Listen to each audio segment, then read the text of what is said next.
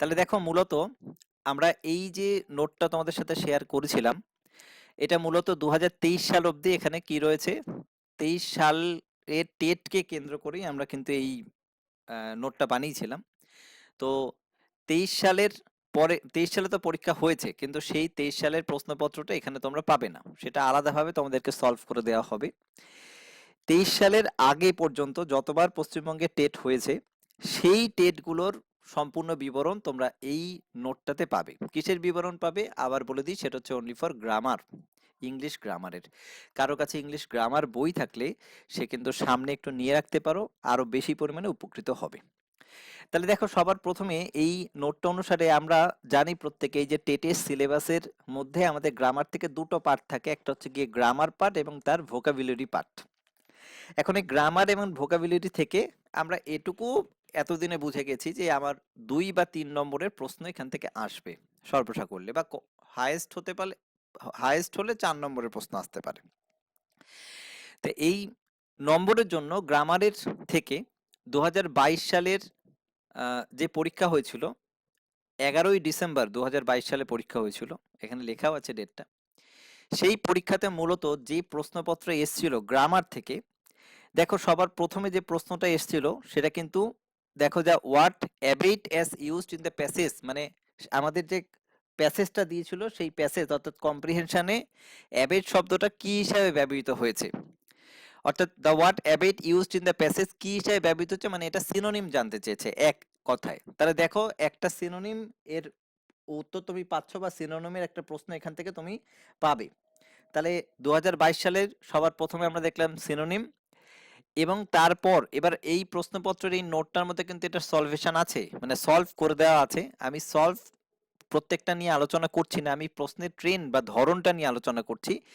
Solve তোমরা করবে এবং সেক্ষেত্রেও যদি অসুবিধা হয় আমি সেটাও তোমাদেরকে শিখিয়ে দেবো, বা আমি এইটা বলতে বলতে সেটাও আমি তোমাদেরকে সলভ করে দেবো।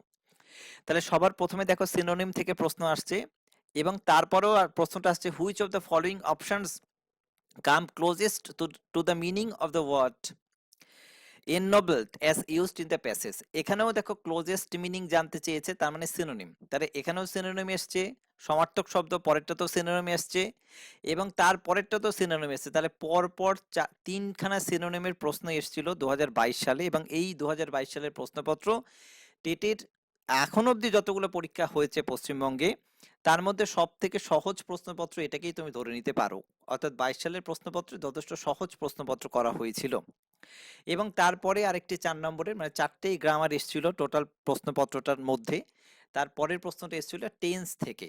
বলেছি যে একটা সেন্টেন্স দেওয়া আছে, দেখো I would carry him into the garden and later up the steep gravel path to the main road. এই যে সেন্টেন্সটা বলছে this sentence is an example of. এই সেন্টেন্সটা কিসের এক্সাম্পল, মানে simple past tense, past tense, past continuous tense, কোন টেন্সের এক্সাম্পল, তার মানে টেন্স থেকে এসেছিল। তাহলে আমি যদি এই গোটা প্রশ্নপত্র থেকে যে গ্রামারের প্রশ্ন এসেছিল সেই গ্রামার প্রশ্নগুলোকে যদি আমি ব্যাখ্যা করি বা বিশ্লেষণ করি, তাহলে আমি দেখতে পেলাম যে একটা পরীক্ষার ক্ষেত্রে 3টে প্রশ্নপত্রই এসেছিল সিনোনিম থেকে, একটা প্রশ্ন এসেছিল আমাদের টেন্স থেকে। তাহলে এই ইয়ারে অর্থাৎ 2022 সালে আমাদের কেবলমাত্র সিনোনিম এবং টেন্স এই দুটো টপিক ছাড়া আর কোনো টপিক থেকে 2022 সালে কোনো প্রশ্নপত্র করা হয়নি। এইবার যখন আমরা অন্য অন্য ইয়ারগুলো বিশ্লেষণ করব, যদি দেখো যে কোনো একটা টপিক প্রায় প্রত্যেক বছরই আছে, যে টপিকটা থেকে প্রায় প্রতি বছরই প্রশ্ন করা হয়, তোমাকে তাহলে কনফার্ম হয়ে যেতে হবে যে পরবর্তীকালে যে টেট, মানে 2025 সালে যে টেট হতে চলেছে সেখানেও সেই টপিক থেকে প্রশ্ন আসার প্রবল সম্ভাবনা আছে, এবং সেই টপিকটাকে তোমাকে খুব ভালোভাবে যত্ন সহকারে পড়াশোনা করতে হবে। তাহলে 2022 সালের এই যে প্রশ্নপত্রটা, এইটুখানি নিয়ে কারো কোনো প্রশ্ন আছে? 2022 সালের প্রশ্নপত্র নিয়ে কারো কোনো প্রশ্ন আছে? প্রশ্ন করতে পারো, অসুবিধা নেই। 2022 সালের প্রশ্নপত্র নিয়ে যদি কারো কোনো প্রশ্ন থাকে করতে পারো, এবং শুনতে পাচ্ছ কি সেটা একটুখানি যদি বলো। ঠিক আছে, চলো, শুনতে পারলে আমরা আরেকবার বলো।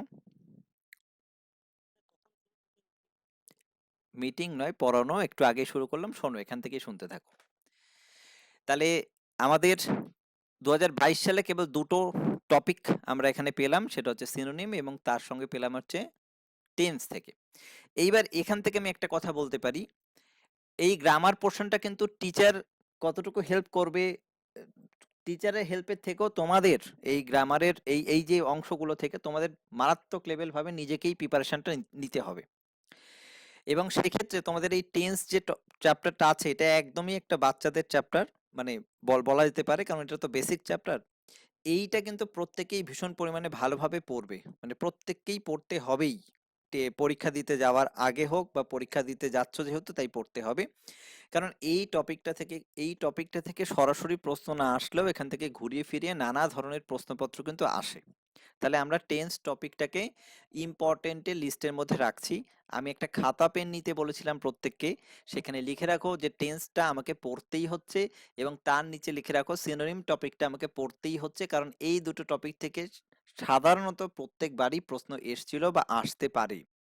তাহলে এই দুটো টপিককে নোট ডাউন করে ফেলতে পারো, আমি আগেই খাতা নিতে বলেছি সেখানে।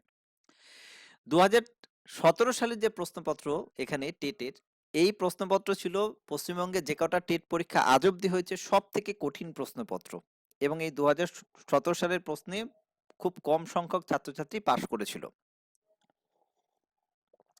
2017 সালের যে প্রশ্নপত্র, এই প্রশ্নপত্র টেটের সিলেবাস অনুসারেও হয়নি, এবং সেই নিয়ে অনেক কেস টেস হয়েছে, এটা তোমরা অনেকেই জানো। অর্থাৎ টেটের সিলেবাসের যে সিলেবাসকে আমরা এখন বর্তমানে ফলো করি, সেই সিলেবাস তখন সরকার দেয়নি, তাই প্রশ্নটা অনেকটা কম্পিটিটিভ এক্সামের ধাতে করা হয়েছিল। আমাদের টেটের যে নির্দিষ্ট সিলেবাস সেই অনুসারে করা হয়নি। তা সত্ত্বেও এই পরীক্ষায় যে প্রশ্নপত্র এসেছিল দেখো, এখানে সর্বপ্রথমে দেখো, mark the correct arrangement of the following words in this would appeared in the dictionary from the first to last from। এখানে একটা ডিকশনারি অর্ডার দেওয়া হয়েছিল। এই প্রশ্নপত্রটা কিভাবে করতে হয়, খুবই সহজ, কিন্তু একটু সময় টাইম কিলিং কোশ্চেন। এই প্রশ্নটা অ্যাকচুয়ালি চাকরির পরীক্ষার ক্ষেত্রে খুব সহজ একটা প্রশ্ন, কিন্তু এখানে সময় নষ্ট করার জন্য তোমাকে এই প্রশ্নটা দেওয়া হয়েছে। কেন সময় নষ্ট করার জন্য দেওয়া হয়েছে, এখানে বলেছে যে ডিকশনারিতে কি রকম ভাবে এই শব্দগুলো থাকবে, মানে কোনটা 1 নম্বরে থাকবে কোনটা 2 নম্বরে থাকবে। আমরা প্রত্যেকেই জানি, দেখো প্রথমে এই প্রত্যেকটা শব্দের শেষেই আর ই সি এই শব্দটা আছে, আর ই সি প্রত্যেকটা সামনেই আছে। তার মানে আর ই সি, এই সি এর পরে কোন শব্দটা আসবে, দেখো আর ই সি ই এইটুখানি অবধি প্রত্যেকটাতেই আছে, এটা কমন, আর ই সি প্রত্যেকটাতেই আছে। এরপর আছে পি, পিটাও দেখো প্রত্যেকটা ক্ষেত্রে কমন, প্রত্যেকটা ক্ষেত্রে পি আছে, এবং তারপরে টি, সেইটাও দেখো প্রত্যেকটার ক্ষেত্রে কমন আছে। তার মানে তুমি কি বুঝলে, এই অবধি শব্দ প্রত্যেকটার ক্ষেত্রে কমন আছে পি এবং টি এর পরে। এবার টি এর পরে কে আসার কথা, এ আসার কথা, সবার আগে এ আসবে, তারপরে বি, তারপরে সি, এরকম ভাবেই তো ডিকশনারিতে শব্দ সাজানো থাকে। তাহলে দেখো টি এর পরে এইখানে যে অপশনগুলো রয়েছে, সেই অপশনের মধ্যে প্রথম যে অপশনটা আছে, এই অপশনগুলোর মধ্যে প্রথম যে অপশনটা আছে, সেখানে কিন্তু টি এর পরে এ আছে, কিন্তু পরেরটাতে আছে আই, পরেরটাতেও আই আছে, এবং পরেরটাতে টি এর পরে আবার আই আছে। এবার প্রবলেমটা হচ্ছে, তোমাকে তো সাজাতে বলেছে, মানে কোনটা 1 নম্বরে হবে কোনটা 2 নম্বর হবে এরকম ভাবে সাজাতে বলেছে। তা তুমি বুঝে গেলে যে 1 নম্বরেরটা একেই থাকবে, কিন্তু পরের গুলো প্রত্যেকটাতেই টি এর পরে সবকটাতে আই আছে। তাহলে তোমাকে এবার ধরতে হবে আই এর পরে কোন শব্দটা আসবে, এ আসতে পারে, কিন্তু আই এর পরে একটাই ও আছে, একটা এস আছে, একটা ভি আছে। এবার তোমাকে ধরে নিতে হবে যে ডিকশনারি অনুসারে প্রথমে ও আসে না আই আসে না ভি আছে। তাহলে এরকম ভাবে তোমাকে সাজাতে হচ্ছে। এবার কি করতে হচ্ছে, আলটিমেটলি আমি বলতে চাইলাম এই প্রশ্নের উত্তর সবাই এখানে পারবে একটুখানি সময় দিলে, কিন্তু পরীক্ষার যে নেওয়া হচ্ছে তারা চেয়েছে যাতে তোমার সময় নষ্ট হয়, এবং সময় নষ্ট করার জন্যই প্রশ্নপত্রটা দিয়েছে। এই ক্ষেত্রে যাদের প্র্যাকটিস একটু বেশি আছে বা আইকিউ লেভেল একটু ভালো, তারা একবার বা দুবার দেখেই এই প্রশ্নের উত্তর করে ফেলতে পারবে। এবং এই প্রশ্ন করার একটা শর্ট ট্রিক্স তোমাদেরকে একটুখানি শিখিয়ে দিচ্ছি। যদি এই ধরনের প্রশ্ন আসে, যদিও আসবে না, মানে আসার সম্ভাবনাই প্রবল, তা সত্ত্বেও যদি আসে তাও একবার আমি বলে দিচ্ছি। এই জাতীয় প্রশ্নের ক্ষেত্রে যদি এই জাতীয় প্রশ্ন আসে, দেখবে কতটা অংশ তোমার কমন দেওয়া হয়েছে, কমন কতটা অংশ, অর্থাৎ কতটা অংশ একই আছে সবকটা প্রশ্নে। এই প্রশ্নপত্রটা আমি দেখলাম আর ই সি পি টি এই অবধি অংশ প্রত্যেকটা প্রশ্নপত্রই আছে, তাহলে এই অংশটুকু সবার প্রথমে বাদ দিয়ে দেবে। বাদ দিয়ে দেবে বলতে নিজের মাথা থেকে বাদ দেবে যেটুকুনি কমন আছে। তাহলে এই আর মানে টি এর পরবর্তী যে অংশটা আছে সেখানে লেটার অনুসারে কোনটা আগে আছে, এ আছে, যদি এ আগে থাকে তাহলে সেটা এক নম্বরে হবে, বি যদি আগে থাকে তাহলে সেটা 2 নম্বরে হবে। ঠিক এরকম ভাবে করবে, অর্থাৎ কমন অংশটুকু তোমাকে আগে ধরে নিতে হবে। আমার এটুকুই মানে বক্তব্য, এই প্রশ্নপত্র করার ক্ষেত্রে কমন অংশটা তোমাকে ধরে নিলে তাহলে তুমি উত্তরগুলো করতে পারবে, মানে উত্তর করা সহজ হবে। না হলে কিন্তু অনেকটা সময় নষ্ট হবে, কিন্তু উত্তর আসবে না। আমি চলে যাব পরের অংশে। তাহলে এখানে ডিকশনারি থেকে দেখো অনেকগুলো প্রশ্ন দিয়েছিল পরপর, এগুলো নিয়ে আলোচনা করছি না কারণ প্রত্যেকটা ডিকশনারি প্রশ্ন। এই টাইপের পরপর ডিকশনারি থেকে প্রশ্ন কিন্তু পশ্চিমবঙ্গের আর কোনো টেটেই দেওয়া হবে না, এটা মনে রেখো। আমি আগেই বলেছি যে এটা টেটের সিলেবাস অনুসারে প্রশ্নপত্র ছিল না বলেই এই ধরনের প্রশ্ন করেছিল, কিন্তু টেটের সিলেবাসে যে প্রশ্ন ধরন আছে সেই অনুসারে কখনোই এতগুলো প্রশ্ন ডিকশনারি থেকে আর দিতে পারবে না বা দেবে না। হতে পারে যে একটা প্রশ্ন ডিকশনারি ওয়াইজ দিয়ে দিল, কিন্তু এরকম 4-5টা প্রশ্ন দেবে না। এটা অন্য অন্য কম্পিটিটিভ এক্সামে দেওয়া হয়, কিন্তু টেটে এই ধরনের প্রশ্নপত্র আসে না, যেটা 17 সালে এসেছিল। এরপর make correct the change in the gender of the following words. নিচে কতগুলো শব্দ দিয়েছে, তার জেন্ডার চেঞ্জ করতে বলেছে, মানে ম্যাসকুলিন জেন্ডার কোনটা, ফেমিনিন ইত্যাদি জেন্ডার চেঞ্জ করতে বলেছে। এই প্রশ্নগুলো অত্যন্ত মানে সহজই বলতে পারো, এটাও আসতে পারে টেটের ক্ষেত্রে, কিন্তু সেটা আমাদের যে আনসিন বা কম্প্রিহেনশন থাকবে, সেই কম্প্রিহেনশনের অন্তর্গত কোনো একটি শব্দ ওরা দিয়ে দেবে এবং সেই শব্দটা অনুসারেই তোমাকে জেন্ডার চেঞ্জ করতে হবে। তার মানে তুমি ধরে নিচ্ছ যে জেন্ডার টপিকটা কিন্তু আসতে পারে, তাই তোমাকে এক্ষেত্রে একটুখানি পড়তে হবে বা পড়াশোনা করতে হবে। এখন এই জেন্ডার পড়তে গিয়ে সবার প্রথমে মনে রেখো, এরকম শব্দ নিশ্চয়ই পরীক্ষা আসবে না যে বললো তোমাকে ম্যান, উত্তর হবে উইমেন। এই এই ধরনের কিন্তু প্রশ্ন আসবে না, ঠিক আছে? মানে এতটা সহজ কোশ্চেন কখনো আসতে পারে না। সব সময় প্রশ্ন সেগুলোই আসবে যেগুলো একটু ব্যতিক্রমী টাইপের, ঠিক আছে? অর্থাৎ যেটা সচরাচর আমরা ব্যবহার করি না, সেই ধরনের শব্দই কিন্তু পরীক্ষার প্রশ্ন আকারে আসে। তাহলে সেগুলোই যখন পড়বে, বই থেকে এটা তোমাকে পড়তে হবে, তোমার আমরাও কিছু না নোট দেবো বা আমাদের বইয়ের মধ্যেও আছে, কিন্তু সেটা এনাফ নয়, কারণ গ্রামার তো কোনো সিলেবাস হয় না। তাই তুমি যখন পড়াশুনো করছো, অন্য অন্য গ্রামার বই থেকে পড়াশুনো করছো, সেই বইয়ের যেগুলো একটু এক্সেপশনাল বলে তোমার মনে হবে সেগুলোর উপর একটু তুমি বেশি জোর দিয়ে পড়বে। এবং মনে রাখার জন্য যে সমস্ত শব্দগুলো মনে থাকে না সাধারণত, সেগুলো একটু একটা খাতা বা ডায়েরি মেনটেন করবে, সেখানে একটু লিখে লিখে মুখস্থ করবে। এরকম ভাবে যে খাটতে পারবে সে কিন্তু অনেকটাই এগিয়ে যাবে, এটুকু আমি বলতে পারি। এর পরবর্তী যে প্রশ্নপত্র সেটা আবার সেই সিনোনিম থেকেই করা হয়েছে, তার মানে আমরা পরপর যে ইয়ারগুলো বিশ্লেষণ করছি সেখানে প্রত্যেকটা থেকেই কিন্তু সিনোনিম থেকে প্রশ্নপত্র করা হয়েছে। তার মানে সিনোনিম টপিকটা কিন্তু মানে খুবই ইম্পর্টেন্ট এবং তোমাদের বেলায় আসবে। এবং এক্ষেত্রেও যে প্রশ্নগুলো আছে দেখো, এই প্রশ্নগুলো কিন্তু একটু অন্য রকম। এই যে অ্যাবহর, এগুলো আমাদের এটা আমাদের নোটের মধ্যে আছে, এই ধরনের সিনোনিম এগুলো একটু কিন্তু তোমাকে মুখস্থ করতে হবে। তাহলে 17 সালের প্রশ্নপত্রে অনেকগুলো গ্রামার দেওয়া হয়েছিল এবং গ্রামারের প্রায় সমস্ত ধরন থেকেই এখানে প্রশ্ন করা হয়েছিল। তো সেই জায়গা থেকে তুমি সিনোনিম পেলে, ডিকশনারি অর্ডার পেয়ে গেছো, এবং তার সঙ্গে সঙ্গে তুমি জেন্ডার চেঞ্জ সেটাও তুমি পেয়ে গেছো।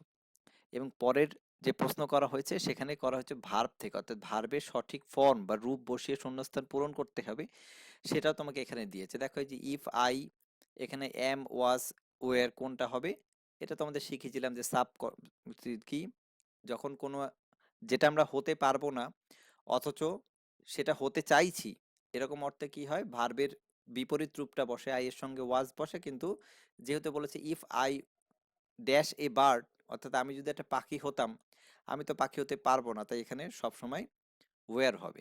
তাহলে এই জাতীয় কি করতে বলেছে, যে ভার্বের সঠিক ফর্ম বসিয়ে শূন্যস্থান পূরণ করতে বলেছে, পরেরগুলো তাই। তাহলে এই ভার্বের সঠিক ফর্ম বসিয়ে শূন্যস্থান তোমাকে পূরণ করতে হচ্ছে, এবং এখানেও অনেকটা টেন্স এবং অনেকটা ভার্বের মিলিত রূপ আকারেই এখানে প্রশ্নপত্রগুলোকে সেট করা হয়েছে। এইটুখানের মধ্যে কারো কোনো প্রশ্ন থাকলে বলো।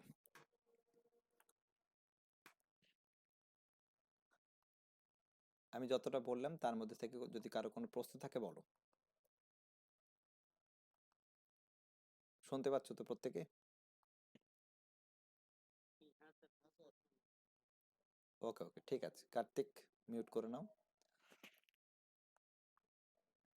উদয় মজুমদার, শুনতে পাচ্ছ?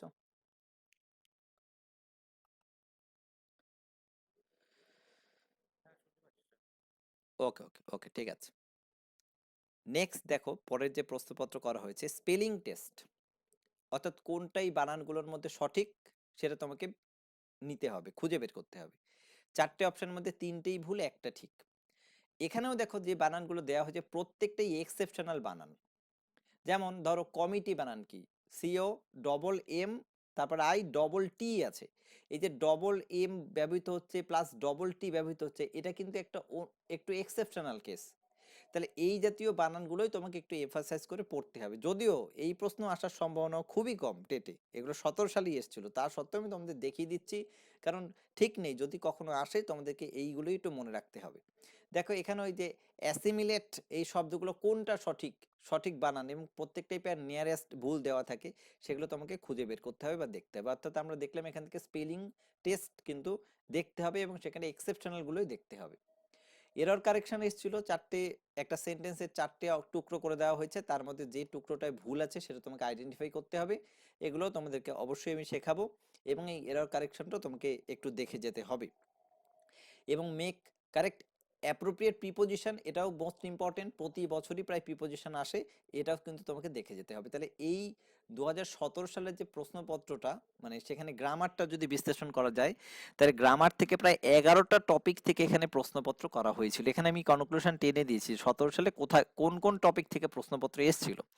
এখানে প্রায় 11টা টপিক থেকে প্রশ্ন এসেছিল, যেখানে tense, synonym, preposition, error correction, spelling test এবং gender, plural form, dictionary order কোনোটাই এরা বাদ দেয়নি। অর্থাৎ এই প্রশ্নপত্রে গ্রামার ছিল সব থেকে বেশি, কিন্তু এত গ্রামার তোমাদের কখনোই আসবে না, এত গ্রামার কখনোই আসবে না। কিন্তু এইটুখানি বিশ্লেষণ করার থেকে, মানে এত অবধি কথা যে বললাম সেখান থেকে এটুকু বিষয় ক্লিয়ার হয়ে যাও, যে এখান থেকে তোমরা টেন্স, সিনোনিম, অ্যান্টোনিমস এবং টেন্স, সিনোনিম, অ্যান্টোনিমস, জেন্ডার, এই প্রশ্নপত্রগুলো তোমাদের খুব ভালোভাবে দেখতে হবে বা পড়তে হবে, মানে এই টপিকগুলো তোমাদের খুব ভালোভাবে দেখতে হবে বা পড়তে হবে। এগুলো থেকে প্রশ্ন আসার কিন্তু প্রবল সম্ভাবনা রয়েছে। এবার বলো, এর মধ্যে থেকে যদি কারো কোনো প্রশ্ন থাকে করতে পারো। অনেকক্ষণ ধরে আমি বকে চলেছি বা বলে চলেছি, বলো।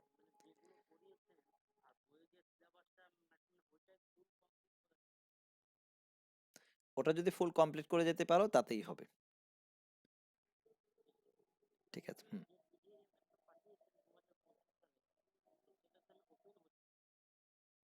ওটা তোমার ফোনের কোন একটা সমস্যার জন্য আমার এখান থেকে ওপেন হচ্ছে, পরে চেষ্টা করো, ঠিক আছে?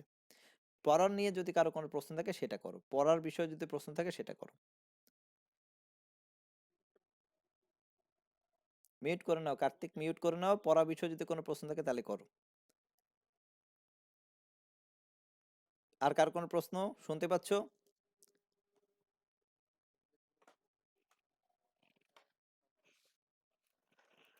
দেখো পরিবেশের ক্ষেত্রে যে বই করা হয়েছে সব থেকে মোটা বই আমাদের পরিবেশেরই, কিন্তু পরিবেশের ক্ষেত্রে কি হয়, যে টপিকগুলো ওখানে দিয়েছে সিলেবাসে, আমরা প্রত্যেকটা টপিক ওখানে দিয়েছি, সব টপিক নিয়ে এরকম হতেই পারে না।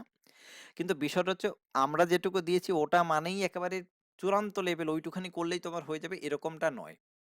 এর জন্য তোমাকে এক্সট্রা ভাবে আমি কয়েকটা বই সাজেস্ট করে দিতে পারি, বা তুমি এই যে আমাদের 1 থেকে 2 থেকে 8 অব্দি যে পরিবেশবিদ্যার বইগুলো আছে পশ্চিমবঙ্গ সরকারের, সেগুলো একটু খুঁটিয়ে পড়ো, তাহলে এনাফ। ঠিক আছে, আমরা চলে যাব পরের অংশে, সেটা হচ্ছে ডিকশনারি অর্ডার, মানে ডিকশনারি স্পেলিং, ডিকশনারির যে বিষয়টা বলছো। হ্যাঁ হ্যাঁ, ঠিকই বলেছো। হুম। দেখো 2014 সালের প্রশ্নপত্র ছিল বেশ সহজ, কিন্তু 2014 সাল ছিল পশ্চিমবঙ্গের ইতিহাসে একটা এমন টেট যেটার রিক্রুটমেন্ট এই কিছুদিন আগে পর্যন্ত চলেছে, মানে এটা নিয়ে বহুত কেস হয়েছে বা অনেক কিছু হয়েছে। তো এই 2014 সালের টেটের প্রশ্নপত্র বেশ অনেকটাই সহজই ছিল, এটাই বলবো। এবং 2014 সালের যে প্রশ্নপত্র, এই প্রশ্নপত্র দেখো এরর কারেকশন এসেছিল, এবং তার সঙ্গে সিনোনিম অবশ্যই এসেছিল। সিনোনিম টপিকটা মোস্ট কমন বলেছি, প্রত্যেক বছরই আসে। এবং তার সঙ্গে এই যে ভার্বের ফর্ম, এইটাও পড়তে হবে, তাহলে ভার্ব ফর্মটাও এসেছিল। এবং তার সঙ্গে সঙ্গে এই 2014 সালের ক্ষেত্রেও জেন্ডার থেকে প্রশ্ন এসেছিল যে কোনটা কোন জেন্ডারের অন্তর্গত পড়ে, এবং তার সঙ্গে স্পেলিং টেস্ট এই প্রশ্নটাও এসেছিল। 14 এবং 13 এই প্রশ্নপত্রগুলো পুরোটাই টেটের সিলেবাস নয়, আগের সিলেবাস অনুসারে করা হয়েছিল, বাট মোস্ট একই টাইপের প্রশ্নপত্রই এসেছিল। অর্থাৎ এখানেও সেই এরর কারেকশন, সেই সিনোনিম অ্যান্টোনিম ইত্যাদি এই প্রশ্নপত্রগুলো এখানে করা হয়েছিল। এবং 13 সালের যে প্রশ্নপত্রটা ছিল সেখানে ওই একই ধরনের সিনোনিম আছে, অ্যান্টোনিমস আছে, ডিকশনারি অর্ডার আছে। প্রশ্নটা দেখলেই বুঝতে পারবে আমি প্রত্যেকটা লিখে দিয়েছি, এবং এরর কারেকশন আছে ইত্যাদি। এই প্রশ্নপত্রগুলো এই ক্ষেত্রেও করা হয়েছে। তাহলে এই জায়গা থেকে যদি আমি একটা মোস্ট কমন টপিকে আসি, যে স্যার তাহলে আমি এতগুলো বছর তো আপনি দেখালেন, শুধু 23 সাল বাদে 2023 সাল বাদে এখানে পশ্চিমবঙ্গের সব পরীক্ষার প্রশ্নপত্র আছে, মানে শুধুমাত্র গ্রামার। তাহলে আমি কোন কোন টপিকগুলো সব থেকে ভালো পড়বো, মানে পড়তে হবে আমাকে, তাহলে আমি পরে একটা লিস্ট এখানে করে দিয়েছি।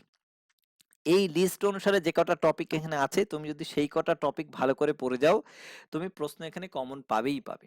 এই টপিকগুলোর মধ্যে সবার প্রথমে আমি রেখেছি সিনোনিম তোমাকে পড়তে হচ্ছে, অ্যাপ্রোপ্রিয়েট ফর্ম অফ ভার্ব তোমাকে দেখতে হবে, অ্যান্টোনিম পড়তে হবে, প্রিপোজিশন পড়তে হবে, জেন্ডার তোমাকে ভালো করে দেখতে হবে। ডিকশনারি অর্ডারটা একটু দেখে রেখো, এটা তোমাকে মুখস্থ করার কোনো বিষয় তো এটা নেই, পড়ারও কোনো বিষয় নেই, একবার দেখে নিতে মাথার মধ্যে ঢুকিয়ে নিতে হবে যে কিভাবে করতে হচ্ছে। টেন্স করতে হচ্ছে, এরর কারেকশন, এবং স্পেলিংটাও একই বিষয়, স্পেলিং তোমাকে কঠিন কিছু স্পেলিং একটু দেখে যেতে হবে, এবং প্লুরাল ফর্ম। এখানে যে কটা টপিক আছে এই টপিকগুলো থেকেই 2013 সাল থেকে 2023 সাল অবধি যে পরীক্ষা হয়েছে পশ্চিমবঙ্গে টেটের 10 বছরে, এই 10 বছরের প্রশ্নপত্রে এই টপিকগুলো থেকেই প্রশ্ন করা হয়েছে, ঘুরিয়ে ফিরিয়ে নানা রকম ভাবে। এর বাইরে কিন্তু প্রশ্নপত্র আসেনি।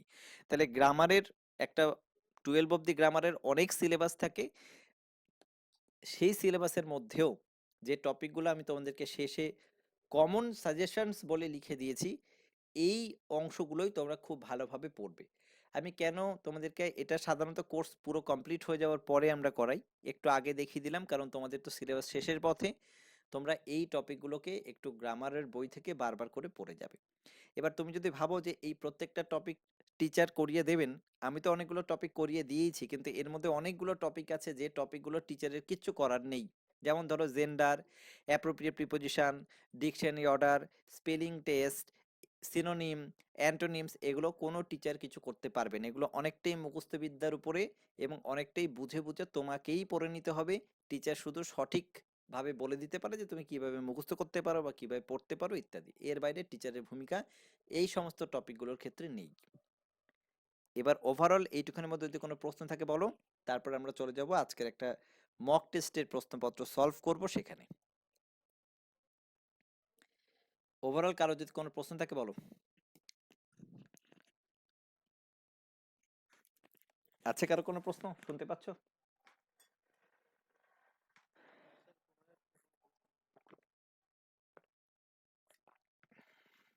অনেকেই আছো দেখছি আজকে।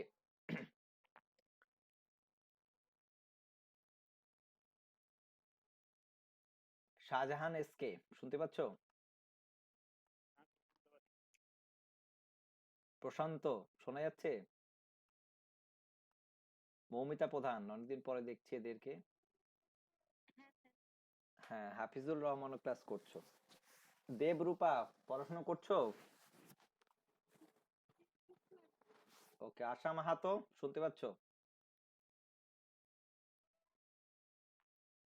রিঙ্কু ঘোষ, রিয়া তো ক্লাস করো জানি। সমীরণ দাস, তামিমা আক্তার,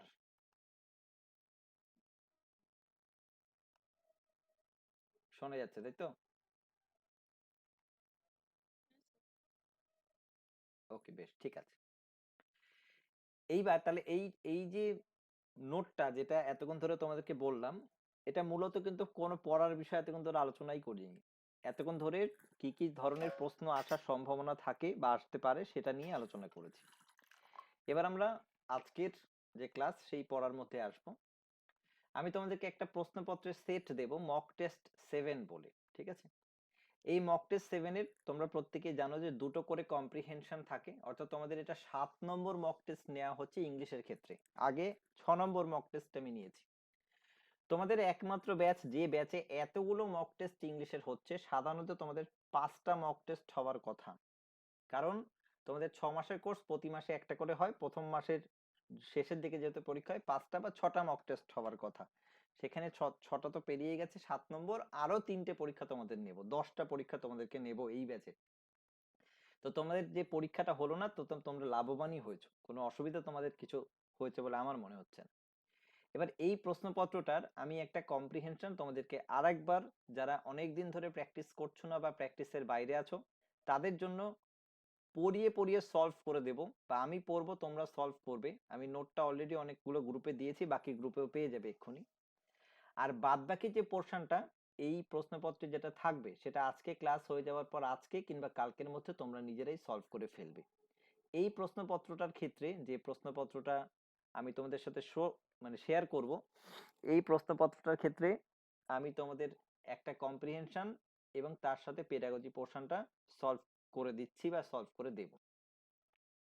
তো এই ক্ষেত্রে সর্বপ্রথম আমি কম্প্রিহেনশনটা পড়বো এবং তোমরা সেটা শুনবে, যেখানে যার অসুবিধা হয় জিজ্ঞেস করতে পারো, এবং তারপরে আমি তোমাদের 5 মিনিট নয়, 5 মিনিট, 5 মিনিটের সময় দেব। এই কম্প্রিহেনশনটা যারা নোটটা পেয়ে গেছো সেটা সলভ করে ফেলবে, উত্তরটা করে কমেন্টে লিখবে অথবা খাতায় লিখবে, যাদের যাদের খাতা সামনে আছে তারা। এবং তারপরে আমি সঠিক উত্তরটা তোমাদেরকে ব্যাখ্যা করে দেব, বা তোমরাই সেই উত্তরগুলো বলবে, যেটা এর আগে এরকম ক্লাস তোমরা বহুবার করেছো।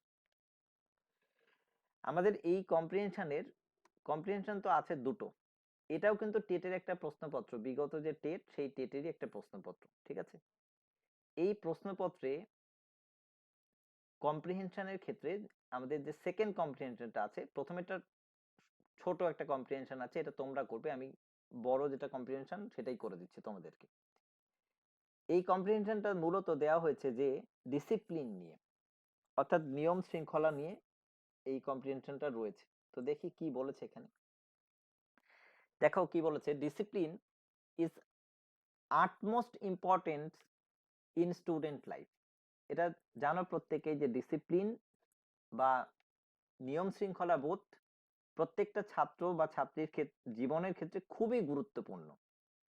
এবার ছাত্রছাত্রী কেন, প্রত্যেকটা মানুষের ক্ষেত্রেই এই ডিসিপ্লিন ভীষণ পরিমাণে গুরুত্বপূর্ণ। এখন তোমাদের ক্লাস আজকে 8টা 15-তে বলা হয়েছে, কেউ যদি 9টায় জয়েন করো তাহলে সে ডিসিপ্লিন প্রথমেই ভঙ্গ করেছে এবং সে কিছু পড়া বুঝতেই পারবে না। বা তোমাদের যেমন পরীক্ষাটা ধরো কোনো কারণে হলো না, একটু লেট হচ্ছে, কিন্তু পরীক্ষাটা হবেই। এবার যদি কেউ মাঝখানে আর পড়তে ইচ্ছা না করে বা পড়া ছেড়ে দিচ্ছ, আবার পরীক্ষার 1 মাস আগে পড়ছো, তাহলে সে ডিসিপ্লিন হইতে যাচ্ছ না, তার ফল তাকেই ভুগতে হবে। তাই discipline is utmost importance in student life. Discipline ছাত্র বা ছাত্রীদের ক্ষেত্রে বা শিক্ষার্থীদের জীবনে অত্যন্ত গুরুত্বপূর্ণ ভূমিকা পালন করে। If the young students do not obey their superiors and go without discipline, they will be deprived of much of training they should have at this period. যদি কোনো ছাত্র বা ছাত্রী যারা ইয়ং রয়েছে, অর্থাৎ যারা যারা ছোট, বলতে এখানে ইয়ং বলতে ছোট রয়েছে, তারা যদি তাদের সুপিরিয়র মানে বড়দের কথা না শুনে চলে বা ওবে না করে, তাদের সম্মান না করে, তাদের রেসপেক্ট না করে, তাহলে they will be deprived of much of training they should have at this period. তাহলে তারা অবশ্যই তাদের এই ইয়ং এজে বা এই ছাত্র বা শিক্ষার্থী থাকা অবস্থায় যে ধরনের ট্রেনিং তাদের পাওয়া উচিত ছিল, সেই ট্রেনিংটা তারা পাবে না এবং সেটা থেকে তারা ডিপ্রাইভড হবে বা বঞ্চিত হবে। অনেকটা এরকম বিষয়, যেমন আমাদের ক্ষেত্রে দেখেছি যে তোমরা তো টেটের এখানে ক্লাস করতে এসছো, এখানে আমি জানি কেউ কেউ MA পাস করে এসছো, ডবল MA করে এসছো, বা কেউ কেউ এখানে PhDও করছো, সেটাও আমি জানি। তাহলে সেই জায়গা থেকে অনেক সময় অনেক টিচার ক্লাস করান, দেখা যায় যে কোনো টিচার কোনো একটা টপিক পড়াচ্ছেন, তুমি তার থেকে ওই টপিকটার থেকে তুমি একটু বেশি জানতেই পারো, কারণ আমরা এখানে এখানে টিচার মানে সে হচ্ছে তোমার friend, philosopher and guide.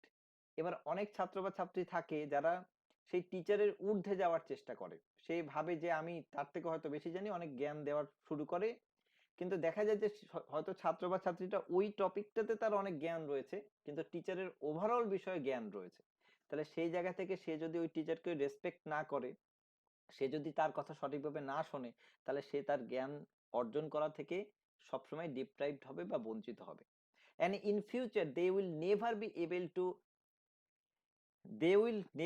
able to extract obedience from others in society. Extract মানে নির্যাস বা বের করে নেওয়া। যদি কোনো ছাত্র বা ছাত্রী বা শিক্ষার্থী কাউকে সম্মান না করে, তাহলে সে ভবিষ্যতে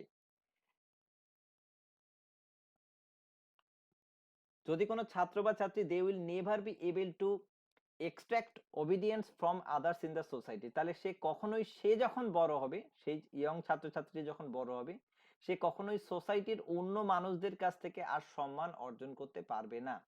অর্থাৎ নিজে যদি সম্মান কাউকে না দেয়, তাহলে সে অন্যর কাছ থেকেও সেই সম্মানটা আর অর্জন করতে পারবে না।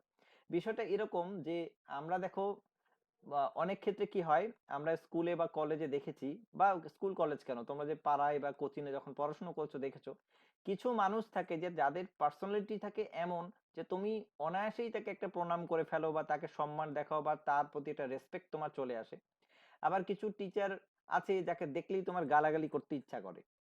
সেও টিচার, সেও শিক্ষা দেয়, সেও হয়তো তোমার থেকে বড়, কিন্তু প্রবলেমটা হচ্ছে তার কিছু বিহেভিয়ার রয়েছে, তার কিছু তার হয়তো কিছু অ্যাটিটিউড এমন বাজে যে তোমার মন থেকে তাকে সম্মান করতে ইচ্ছে করে না। তাহলে এক্ষেত্রে বেসিক্যালি হচ্ছে সেই মানুষটা অন্যের কাছ থেকে সম্মান পায় না, কারণ সে অন্যকে সম্মান দেয় না বা রেসপেক্ট করেনি, বা তার সেই রেসপেক্ট পাওয়ার মতো যে ক্যাপাবিলিটি সেটা তার মধ্যে নেই। তার মানে এক কথা এখান থেকে ধরে নাও যে যদি তুমি সম্মান কাউকে দাও, তাহলে ভবিষ্যতেও তুমি সোসাইটির কাছ থেকে বা অন্য মানুষগুলোর কাছ থেকে সম্মান বা রেসপেক্ট তুমি পাবে, এবং এই রেসপেক্ট অর্জন করতে হবে তোমার ডিসিপ্লিনের মাধ্যমে বা নিয়ম শৃঙ্খলার মাধ্যমে। Such misguided young men will surely come to grief in the long run.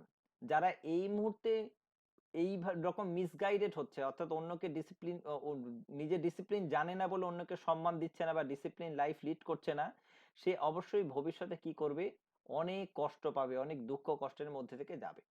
বিষয়টা এরকম যে এখন যারা টেট প্রিপারেশন নিচ্ছ, 1 মাস 2 মাস 4 মাস 6 মাস বা 1 বছর তোমাকে টানা প্রিপারেশন নিয়ে যেতে হচ্ছে, এবং সেই ক্ষেত্রে হয়তো তুমি অনেক আনন্দ ফুর্তি থেকে বঞ্চিত। অর্থাৎ তুমি পুজোয় ভালোভাবে ঘুরতে পারোনি, তুমি তোমার বন্ধুদের সঙ্গে খুলে আড্ডা মারতে পারো না প্রত্যেক দিন, তোমার একটা খুব মানসিক চাপ থাকে যে পাস করতেই হবে। আবার তুমি হয়তো আহ, এখানে জানি অনেকেরই অনেক ধরনের সমস্যা আছে, তুমি হয়তো অনেক টিউশনি করে তারপরে পড়াশোনাটা করো, মানে এক কথায় তুমি এখন মারাত্মক লেভেলে স্ট্রাগলিং করছো এবং তুমি খুব কষ্ট করে পড়াশোনাটা অর্জন করছো। ভালো দিকটা হচ্ছে এখানেই যে তুমি যখন এখান থেকে একটা সময় পর সফল হবে, তুমি যখন এখানে চাকরি পেয়ে যেতে পারো বা তুমি আরো বড় পজিশন অর্জন করতে পারো, তখন তুমি সারা জীবন একটা সিকিউর লাইফ লিড করতে পারবে, যেখানে তোমার টাকা পয়সার অভাব থাকবে না, সামাজিক সুরক্ষার অভাব থাকবে না, সামাজিক সম্মানের অভাব থাকবে না। তুমি যা ইচ্ছা মোটামুটি সেরকম ভাবেই নিজের জীবনটাকে পরিচালিত করতে পারবি। কেন পারবে? কারণ তুমি ডিসিপ্লিন ভাবে নিজেকে কঠোর একটা নিয়ম শৃঙ্খলার মধ্যে থেকে নিয়ে গিয়ে নিজেকে সফল মানুষে পরিণত করেছো নিজের চেষ্টার মাধ্যমে। তাহলে তুমি এই মুহূর্তে কষ্ট করলে সারা জীবন ফল ভোগ করতে পারছো।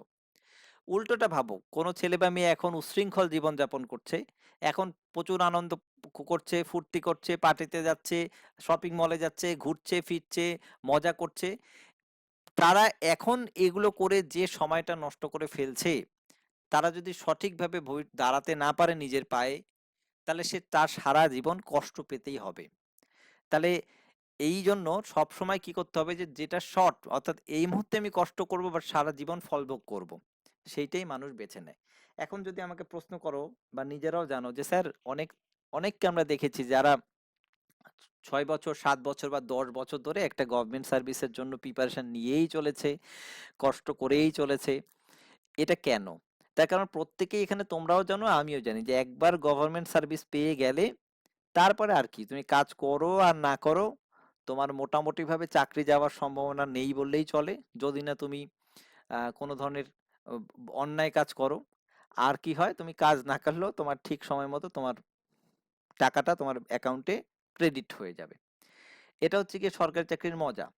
আর অন্য চাকরির ক্ষেত্রে মজাটা কি, তুমি প্রাইভেটে যে কোনো চাকরিতে যাও, সব সময় টার্গেট তোমাকে ফিল আপ করতে হবে।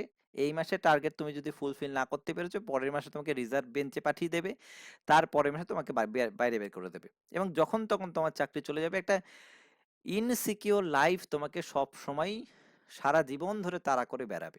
আর তুমি যদি 2 বছর এখানে দিয়ে সরকারি চাকরি পেয়ে যাও, তাহলে সারা জীবন সিকিউরিটি।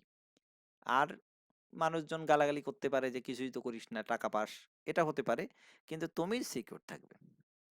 তার মানে সেই জন্যই মানুষ এই সিকিউরিটির দিকে যায়। তাই জন্য এখানে একটা কথা বলে দিয়েছে যে যদি তুমি এই মুহূর্তে মিসগাইডেড না হও, বা যদি এই মুহূর্তে তুমি মিসগাইডেড হও, সারা জীবন তোমার জন্য দুঃখ অপেক্ষা করছে। বলছে society will never accept them as persons fit for commanding and taking up any responsibility বা রেসপন্সিবল পজিশনস ইন লাইফ। যে মানুষ নিজের জীবনে ডিসিপ্লিন ওয়েতে চলতে পারে না, সমাজ তাকে একজন খুব রেসপন্সিবল মানুষ হিসাবে এই সমাজে কখনোই দেয় না, অর্থাৎ স্থান দেয় না। এটা তোমাদের বন্ধুদের গ্রুপেও দেখো, কোনো কোনো ছেলে মেয়ে তোমাদের বন্ধুদের গ্রুপে আছে যারা কি করে, কথা দিয়ে কথা রাখতে জানে না, তার মধ্যে কোনো সিরিয়াসনেস নেই, সে হয়তো একটু বেশি ধূর্ত, বেশি চালাক। দেখবে যখন কোনো দায়িত্ব দেওয়ার পালা আসে, তখন তোমরা নিজেরাই তাকে দায়িত্ব দাও না, তার কারণ তুমি জানো যে এর তো কথারই দাম নেই, একে দায়িত্ব দিয়ে কি হবে, এই দায়িত্ব পালন করতে পারবে না। অর্থাৎ তার পার্সোনালিটি ওই লেভেলে যায় না। তো একই রকম, তুমি যদি ডিসিপ্লিন হইতে না চলো, সমাজের মানুষ যদি বুঝতে পারে, বা তোমার পরিবারের মানুষই যদি বুঝতে পারে যে তুমি কেপেবল নও দায়িত্ব নেওয়ার ক্ষেত্রে, তোমাকে দায়িত্ব দেবেই না। তার মানে সমাজ তোমাকে আস্তে আস্তে বহিষ্কৃত করে দিচ্ছে। So it is burden duty of all students to deserve discipline in the preparatory stage of their life. তাই এটা স্টুডেন্টদের কাছে একটা খুবই গুরুত্বপূর্ণ দায়িত্ব হিসেবে নেওয়া উচিত। তাদের যখন প্রাথমিক পর্যায়ে তাদের জীবন শুরু হবে, অর্থাৎ প্রাথমিক শিক্ষা থেকেই তাদের মধ্যে একটা ডিসিপ্লিন আনা বা ডিসিপ্লিনের মনোভাব গড়ে তোলা খুবই গুরুত্বপূর্ণ একটি কর্তব্য। এবং এই ডিসিপ্লিনের মনোভাব গড়ে তুলতে হবে শিক্ষকদের, মানে তোমাদের মতো হবু শিক্ষকদের, যারা শিক্ষক হওয়ার জন্য আমার কাছে পড়াশোনা করতে এসছো বা দীর্ঘদিন ধরে চেষ্টা করছো। A school without discipline can never impart suitable education to students. একটা স্কুলে যদি ডিসিপ্লিন না থাকে, তাহলে সেই স্কুল কোনোদিনই সঠিক পরিমাণে শিক্ষা তার ছাত্রছাত্রীদের দিতে পারবে না।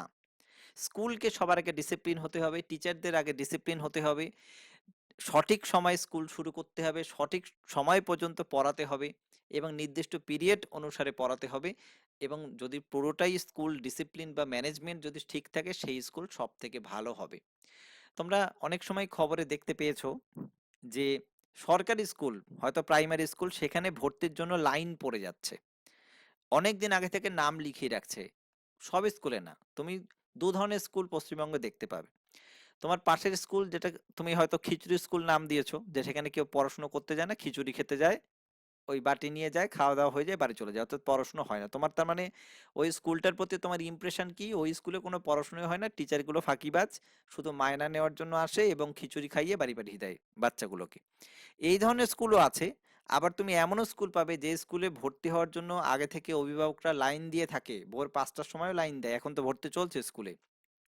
কেন দেয়? কারণ সেই স্কুলের যে ডিসিপ্লিন, সেই ডিসিপ্লিনটাই সেই স্কুলকে অনেক ভালো জায়গায় নিয়ে গেছে, এবং তার সঙ্গে সঙ্গে সেই শিক্ষক শিক্ষিকাদের যে অধ্যাবসায়, তাদের পড়ানোর ধরন, সেটাই ছাত্রছাত্রীদের উন্নতি ঘটাচ্ছে। তাই অভিভাবকরাও সেটা বুঝতে পেরেছে, তার জন্য তারা সেই স্কুলে ভর্তি করার জন্য নিয়ে যাচ্ছে। আর এটা ডিপেন্ড করছে শিক্ষকদের মানসিকতা এবং স্কুলের যে পরিকাঠামো, যে ডিসিপ্লিন, সেটার উপরে। এটা যদি থাকে, তাহলে যে কোনো প্রতিষ্ঠান, যে কোনো স্টুডেন্ট বা যে কোনো শিক্ষা প্রতিষ্ঠান উন্নতির পথের দিকেই যাবে। Such a school is not better than a factory to turn out imperfect men and women. যে স্কুলে কোনো ডিসিপ্লিন নেই, সেটা কোনো স্কুল নয়, সেটা আসলে একটা ফ্যাক্টরি, একটা কারখানা হতে পারে। যে কারখানা কি করবে, সবসময় ইমপারফেক্ট ম্যান বা উইমেনদের তৈরি করবে। যে কারখানা সবসময় যারা ইমপারফেক্ট, সঠিক নয়, বেঠিক মানুষ তৈরি করবে ভবিষ্যতের জন্য। অর্থাৎ স্কুল যদি সঠিক না হয়, তাহলে তারা বেঠিক মানুষ তৈরি করবে, সঠিক মানুষ তৈরি তারা করতে পারবে না। এবং সেই স্কুল একটা মন্দির না হয়ে বা শিক্ষা প্রতিষ্ঠান না হয়ে, সেটা একটা কারখানায় পরিণত হবে, খারাপ মানুষ তৈরি করার কারখানা। আমি যতটুকু বললাম তার মধ্যে প্রশ্ন থাকলে বলো। অনেকটা স্পিডেই বললাম এবং অনেকক্ষণ ধরেই বললাম, তোমাদের কোনো প্রশ্ন থাকতেই পারে, বলো। কথা বলো, আমি তো রোবটদের পড়াচ্ছি না, কথা বলো, অসুবিধা নেই। শোনা যাচ্ছে কথা? সৌরভ দে, সুজনকে? বেশ, শোনা যাচ্ছে, বুঝতেও পারছো আমার কথা একদম অডিবল, মানে সবাই স্পষ্ট করে শুনতে পাচ্ছো, কোনো কেটে যাচ্ছে না তো কথা? বেশ, আস্তে বলবো। আচ্ছা তুমি ভলিউমটা একটু আস্তে করে নাও। আমি জানি জোরে শোনা যাচ্ছে কারণ মাইকটা আমি কাছে নিয়েছি। ও আচ্ছা আচ্ছা, মানে স্পিডটা কমাবো সেটা বলো, ঠিক আছে। ঠিক আছে ঠিক আছে, স্পিড কমাবো। আমি ভাবলাম আস্তে মানে কানে কানে বলবো তোমার। মৌমিতা শুনতে পাচ্ছো? আচ্ছা ঠিক আছে। মলয় দে, মলয়কে অনেকদিন পর দেখলাম। মলয় প্র্যাকটিস করে যাচ্ছ তো?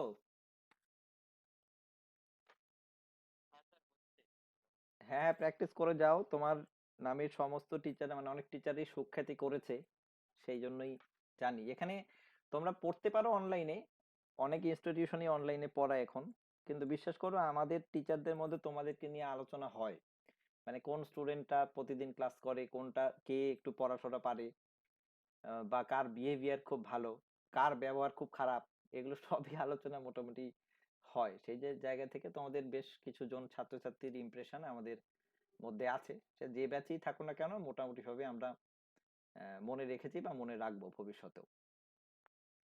আহ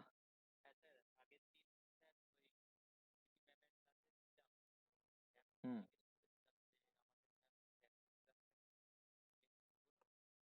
হ্যাঁ হয়ে গেছে প্র্যাকটিস, এগিয়ে গেছে, মানে এই সপ্তাহের সোমবার মঙ্গলবার দিন থেকে আমরা ডেমনস্ট্রেশন ক্লাস দিচ্ছি, প্র্যাকটিস সেটেরও ডেমনস্ট্রেশন ক্লাস হবে এবং তারপরে ব্যাচ স্টার্ট হবে। আমিও দেবো ডেমো প্র্যাকটিস সেটের ক্লাস। হুম হুম, ঠিক আছে। শিখা মাহাতো শোনা যাচ্ছে? বেশ ঠিক আছে। শর্মিলি বিশ্বাস শুনতে পাচ্ছো, বুঝতে পারছো? বেশ, আমরা চলে যাচ্ছি পরের অংশটা, একটু স্লোলি পড়াচ্ছি, একজন যেহেতু বললো স্লোলি বলছি, মন দিয়ে শোন। বলেছে the role of discipline in the playground and the battlefield as well plays a very important role. যুদ্ধক্ষেত্র এবং যুদ্ধক্ষেত্র এবং খেলার ক্ষেত্র, মানে খেলার মাঠ, খেলার মাঠে এবং যুদ্ধক্ষেত্রে এই ডিসিপ্লিনটা সব থেকে বেশি গুরুত্বপূর্ণ। কারণ যুদ্ধক্ষেত্রে দেখো কি হয়, সৈনিকদের একজন কমান্ডের কথা শুনে চলতে হয় এবং সে যেটা বলে সেই অনুসারে তাদের চলতে হয়। তাহলে সেটা যদি এদিক ওদিক হয় তাহলে কিন্তু যুদ্ধক্ষেত্রে নিজেদের সৈনিকদের নিজে নিয়ে মারতে শুরু করবে বা যে যেদিকে ইচ্ছা গুলি চালাবে, যা ইচ্ছা তাই হয়ে যাবে, কোনো ডিসিপ্লিন থাকবে না। তো এই কারণবশত দেখবে আমাদের যে আর্মি রয়েছে তারা কিন্তু নেতা মন্ত্রীদের কথায় চলে না, তারা তাদের কমান্ডার যেটা বলবে সেই অনুসারেই সে চলবে। দেখবি ভোটের ডিউটির সময় যখন কিছু ফোর্স আসে, তারা কিন্তু কে পাশের জন কি বললো, ওইখানে লোকাল নেতা কি বললো, ও সমস্ত কিন্তু কিচ্ছু শোনে না, যদি সঠিক ওয়েতে চলে, আমি সেটাই বলছি। সে কিন্তু তার কমান্ডার যেটা বলবে সেটাই শুনবে, তার ফলে ওখানে কারোরই অ্যালাউ নেই। অর্থাৎ তারা চাইলে অনেক কিছু পরিবর্তন করতে পারে এবং কোনো দেশ যদি খুবই অশান্তির মধ্যে চলে যায় তখন কিন্তু মিলিটারি শাসন জারি হয়, এই কারণেই যে তারা একটা ডিসিপ্লিনে ফিরিয়ে আনতে পারবে। আবার খেলার মাঠের ক্ষেত্রেও দেখো তাই, খেলার মাঠের ক্ষেত্রে যদি ফুটবল খেলা হয় খুবই ডিসিপ্লিন, সব সব কটা প্লেয়ারের মধ্যে একটা মেলবন্ধন থাকতে হয়, একটা গভীর বোঝাপড়া থাকতে হয়, নাহলে কোনো খেলাই যেতে যায় না, সে যে কোনো খেলাই হোক। তাহলে খেলার মাঠ এবং ব্যাটেল ফিল্ডে এই ডিসিপ্লিনটা খুবই গুরুত্বপূর্ণ। As well, disciplined team is likely to win the games in spirit of its weakness. যদি কোনো টিম ডিসিপ্লিনড হয় এবং সবকটা প্লেয়ার যদি ডিসিপ্লিন ওয়েতে এই খেলাটাকে পরিচালিত করতে পারে, তাহলে তারা খুব স্পিরিট অর্থাৎ তারা মনের আনন্দেই, তারা যদি একটু দুর্বল টিমও হয় সে তারা জিতে যেতে পারে সেই খেলাটা, অর্থাৎ ডিসিপ্লিনটাই তাদের অনেকটাই আত্মবিশ্বাসী করে তোলে এবং তাদের যে দুর্বলতা রয়েছে সেটাকে ছাপিয়ে গিয়ে তারা জয়লাভ করতে পারে। But a team without discipline may not fare well in spirit of good players for want of mutual understanding and cooperation. কিন্তু যদি কোনো একটা টিম খুব ভালো, হ্যাঁ যদি কোনো একটা টিম খুব ভালো হয়, কিন্তু ভালো হওয়া সত্ত্বেও, হ্যাঁ not fair well in spite of good players, মানে থাকা সত্ত্বেও যদি কোনো একটা টিমে খুব ভালো প্লেয়ার থাকে কিন্তু তা সত্ত্বেও যদি তার মধ্যে মিউচুয়াল আন্ডারস্ট্যান্ডিং না থাকে তাহলে এবং কোঅপারেশন না থাকে, তাহলে কি হবে, সেই টিম জিততে পারবে না। দেখবে অনেক সময় অনেক প্লেয়ার পায় বল পেলে সেই গোল করবে, এরকম একটা টেন্ডেন্সি থাকে। তখন সে গোল করতে কত সে পারলো না, কিন্তু সে যদি কাউকে পাস দিয়ে দিত তাহলে অনায়াসে গোল হয়ে যেত। তাহলে এই আন্ডারস্ট্যান্ডিং বা কোঅপারেশন না থাকলে সেই টিম জয়লাভ করতে পারবে না। The soldiers in the battlefield have to abide by the strictest discipline. Abide মানে পালন করে চলা, অ্যাবাইড বাই মানে পালন করে চলা। সোলজারদের অবশ্যই যুদ্ধক্ষেত্রে কঠোর ডিসিপ্লিন মেনে চলতে হয়। In any army, abide by হচ্ছে গিয়ে অ্যাপ্রোপ্রিয়েট প্রিপোজিশন, ঠিক আছে, মেনে চলা। আমি বলে দেবো, আমি পড়িয়ে নিই, তারপর জিজ্ঞেস করবো, কারো কোনো অসুবিধা ছিল না তখন প্রশ্ন করবে, পরের মাঝখানে করো না তাহলে অসুবিধা হবে। In any army, everyone from the rank of general down to the mark of an ordinary soldier must observe discipline. এই আর্মি দলে দেখো, আর্মিদের দিয়ে এক্সাম্পল কেন দিয়েছে, কারণ আর্মিটা খুব ডিসিপ্লিন হয় এবং তাদের যে প্রশিক্ষণ সেই প্রশিক্ষণের বেশিরভাগটাই এই ডিসিপ্লিনের উপরেই চলে, অর্থাৎ তাদের ডিসিপ্লিনটা সবার আগে শেখানো হয়। অর্থাৎ আর্মিদের যে জীবনযাত্রা সেটা একটা ডিসিপ্লিন ওয়েতে চলে, এবং চলে বলেই তাদের যে প্রশিক্ষণ সেটা সব থেকে আলাদা। এবং আর্মিদের যে শাস্তির ব্যবস্থা, তারা অন্যায় করলে সেটা তাদের যে আদালত বা তাদের যে ব্যবস্থা, বিচার ব্যবস্থা, সেখানেই সম্পূর্ণ হয়। আমাদের সাধারণ মানুষের বিচার ব্যবস্থার মধ্যে কিন্তু আর্মিদের যে শাস্তি সেটা আসে না, এটা তোমরা জানো নিশ্চয়ই। তার ফলে তারা অন্যায় করলে তাদের মধ্যে থেকে সেই শাস্তিটা হয়, এবং তাদের শাস্তি হয়তো আমাদের থেকেও কিন্তু অনেক সময় কঠোর শাস্তি তাদের দেওয়া হয়, যাতে তারা একটা ডিসিপ্লিনের মধ্যেই থাকে। তাহলে সেই জায়গা থেকে জেনারেল আর্মি থেকে শুরু করে সাধারণ সোলজার, অর্থাৎ কোন র্যাঙ্ক হোল্ডার, যার যে র্যাঙ্ক অফিসার, সে এবং সাধারণ সোলজার প্রত্যেককেই সমানভাবে একটা ডিসিপ্লিন মেনটেন করে চলতে হয়, বা ডিসিপ্লিনের মধ্যে তাদের চলতে হয়। In case a soldier does not obey his immediate superior, the army becomes a rebel, quite unfit for the achievement of the common end of the war. যদি বলেছে if in case a soldier does not obey, যদি একটা soldier তার যে superior, তার যে ঊর্ধ্বতন কর্তৃপক্ষ, তার কথা যদি না শুনে চলে, তাহলে কোনোভাবেই তারা আনফিট হয়ে পড়বে কোনো একটা অ্যাচিভমেন্ট গ্রহণ করার ক্ষেত্রে, মানে কোনো একটা সফলতা অর্জনের ক্ষেত্রে, করার ক্ষেত্রে, বা কোনো একটা যুদ্ধ জয়লাভ করার ক্ষেত্রে তারা অবশ্যই আর পারদর্শিতা হারাবে, এবং তারা জয়লাভ করতে কোনোভাবেই পারবে না, যদি না তাদের মধ্যে এই ডিসিপ্লিনটা থাকে, বা তারা একে অপরের কথা যদি শুনে না চলে। তাহলে আমরা এই অংশটায় যে দেখলাম, কি ব্যাপার, মিউট করতে হবে তো, আনমিউট রয়েছে কেউ, এতদিন ধরে ক্লাস করছো, আনমিউট করতে হবে, আনমিউট রয়েছে। তাহলে আমরা জানলাম যে এই অংশটা একটা এক্সাম্পল দেওয়া হয়েছে, যে ব্যাটেল ফিল্ডে এবং তার সঙ্গে সঙ্গে প্লে গ্রাউন্ডে অবশ্যই ডিসিপ্লিন মেনটেন করে চলতে হবে। ডিসিপ্লিন ছাড়া কোনোভাবেই এই দুটো ক্ষেত্রে জয়লাভ করা সম্ভব নয়, এবং তার সঙ্গে সঙ্গে সফলতা আসাও সম্ভব নয়। At first sight, in many appears to us that discipline takes away individual liberty.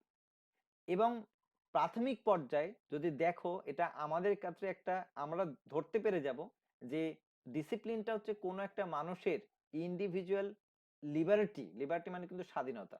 Discipline মানেই যে তার সম্পূর্ণ স্বাধীনতায় হস্তক্ষেপ করা হচ্ছে বা তাকে আটকে দেওয়া হচ্ছে, এরকম না। But on analysis, it is found that it does not do so far. Liberty is not license. We find discipline, liberty at the root of all kinds of human happiness. লাস্টের দিকে যেটা বলা হয়েছে, যে যদি ডিসিপ্লিনে তোমাকে অনেক কিছু আটকে দেওয়া হবে, তোমাকে একটা নিয়মের মধ্যে ফেলে দেওয়া হবে, ডিসিপ্লিন মানেই তো নিয়ম, নিয়মের মধ্যে তোমাকে ফেলে দেওয়া হচ্ছে, কিন্তু তুমি ভাবতে পারো যে তোমার ডিসিপ্লিনের মধ্যে যদি তুমি পড়ে যাও তাহলে তোমার লিবার্টি বা স্বাধীনতা চলে গেছে। কিন্তু কখনোই স্বাধীনতা, স্বাধীনতা তোমার একটা লাইসেন্স নয়, যে স্বাধীনতা মানে এটা নয় যে তুমি যা ইচ্ছা তাই করতে পারো বা যা ইচ্ছা তাই করো, এটা তোমার কোনো স্বাধীনতা নয়। এখন অনেক ফ্যামিলিতে তোমাদের অনেক বাবা মা অনেক স্বাধীনতা দিয়েছে, যে তুমি তোমার মতো জীবন যাপন করো। এটা মানে এটা নয় যে তুমি রাত 12টার সময় ঘরে ঢুকছো, 2টোর সময় ঘরে ঢুকছো, যখন ইচ্ছে তখন বেরিয়ে যাচ্ছ, অথচ বাবা মার হোটেলেই তুমি খাচ্ছ। কিন্তু এটা কোনো ডিসিপ্লিন নয়। অর্থাৎ তুমি নিজেকে নিজেই তো বাঁধতে পারোনি, তুমি তো নিজেকে নিজেই কোনো লাইসেন্স দিতে পারোনি। তুমি ভাবছো যে তুমি স্বাধীনতা পেয়েছো মানে তুমি যা ইচ্ছা তাই করবে, কিন্তু এতে তুমি ধীরে ধীরে কি হয়ে যাচ্ছ, মানব মানুষের যে কোয়ালিটি সেইগুলোই তুমি হারিয়ে ফেলছো, এবং তুমি আস্তে আস্তে খারাপ দিকে চলে যাচ্ছ এবং তোমার অধঃপতন ঘটছে। অত্যাধিক পরিমাণে তুমি ভাবছো যে আমি স্বাধীন, কিন্তু এটা স্বাধীনতা নয়। তাহলে স্বাধীনতা কি? We find discipline liberty at the root of all kinds of all human happiness. মানুষের যে হ্যাপিনেস, আনন্দ, অর্থাৎ এই স্বাধীনতার আমরা ডিসিপ্লিনটাকে এমনভাবে যদি গ্রহণ করি যেখানে আমাদের স্বাধীনতার মধ্যেই ডিসিপ্লিন থাকবে, তাহলে অবশ্যই আমাদের মানব জীবনে হ্যাপিনেস বা আনন্দদায়ক আনন্দ আসবে। অনেকদিন পরে ক্লাস করছো বলে বোধহয় অনেকেই আনমিউট করে ফেলছো। প্রত্যেককে মিউট রাখতে হবে, পড়ার ডিস্টার্ব হচ্ছে এবং অন্যদের ডিস্টার্ব করছো। আমরা মোটামুটি ভাবে এই প্যাসেজটা পড়লাম বা এই কম্প্রিহেনশনটা পড়লাম। এখানে যতগুলো প্রশ্ন আছে এই কম্প্রিহেনশন থেকে যথেষ্ট সহজ প্রশ্নই আছে। এই প্রশ্নগুলো সলভ করে ফেলতে হবে এখন ইমিডিয়েট। আমি যে কটা গ্রুপে নোটটা দিয়েছি তারা তো করেই ফেলো, বাদ বাকি গ্রুপগুলোতেও দিচ্ছি। খুব তাড়াতাড়ি করে ফেলো, 5 মিনিট পরে আবার তোমাদের সঙ্গে কথা হবে। আমি গ্রুপগুলোতে দিয়ে দিচ্ছি, ফলো করো, দেখো এক্ষুনি পেয়ে যাবে। যে যে গ্রুপে পাওনি তাদেরকে আমি দিয়ে দিচ্ছি এই নোটটা। আর কারো কোনো প্রশ্ন থাকলে করতে পারো।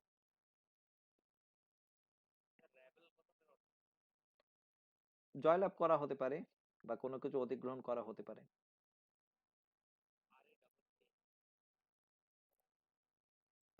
জয়লাভ বা কিছু গ্রহণ করা এই অর্থে ব্যবহৃত হয়েছে।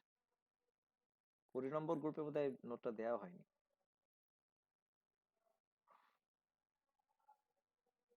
আমি দিয়ে দিচ্ছি, সব কটা গ্রুপেই করে ফেলো। সহজ, এবং এর প্রশ্নগুলো যথেষ্ট সহজ, আই থিঙ্ক সবাই পারবে।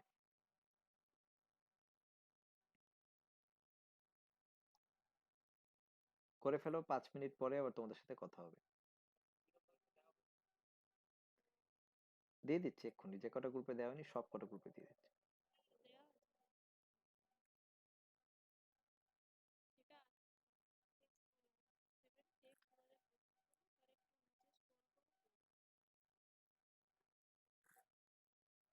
করো, প্রত্যেককে করো।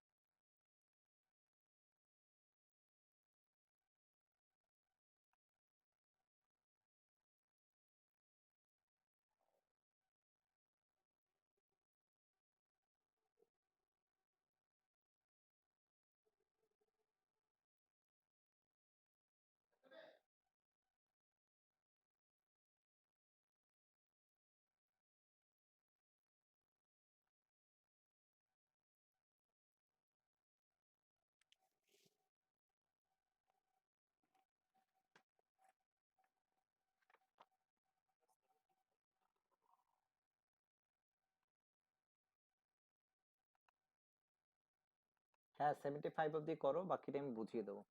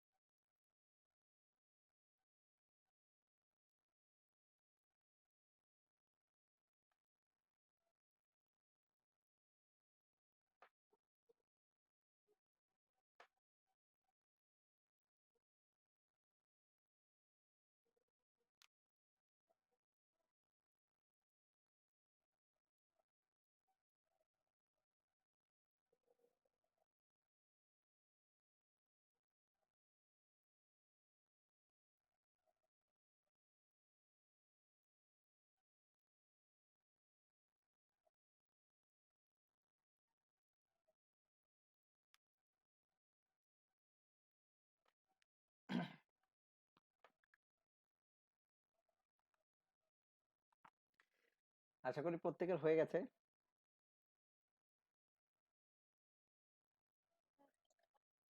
সহজ, কিন্তু একদম সহজ প্রশ্ন। যাদের হয়ে গেছে তারা চ্যাট বক্সে চ্যাটিং এও লিখে দিতে পারো। আমরা তো প্রত্যেকটা প্রশ্ন বিশ্লেষণ করবই, অ্যানালাইসিস করব, বাট যাদের হয়ে গেছে চ্যাটিং এও লিখে দিতে পারো। তা আমরা শুরু করি, না আর 1 মিনিট সময় দিতে হবে?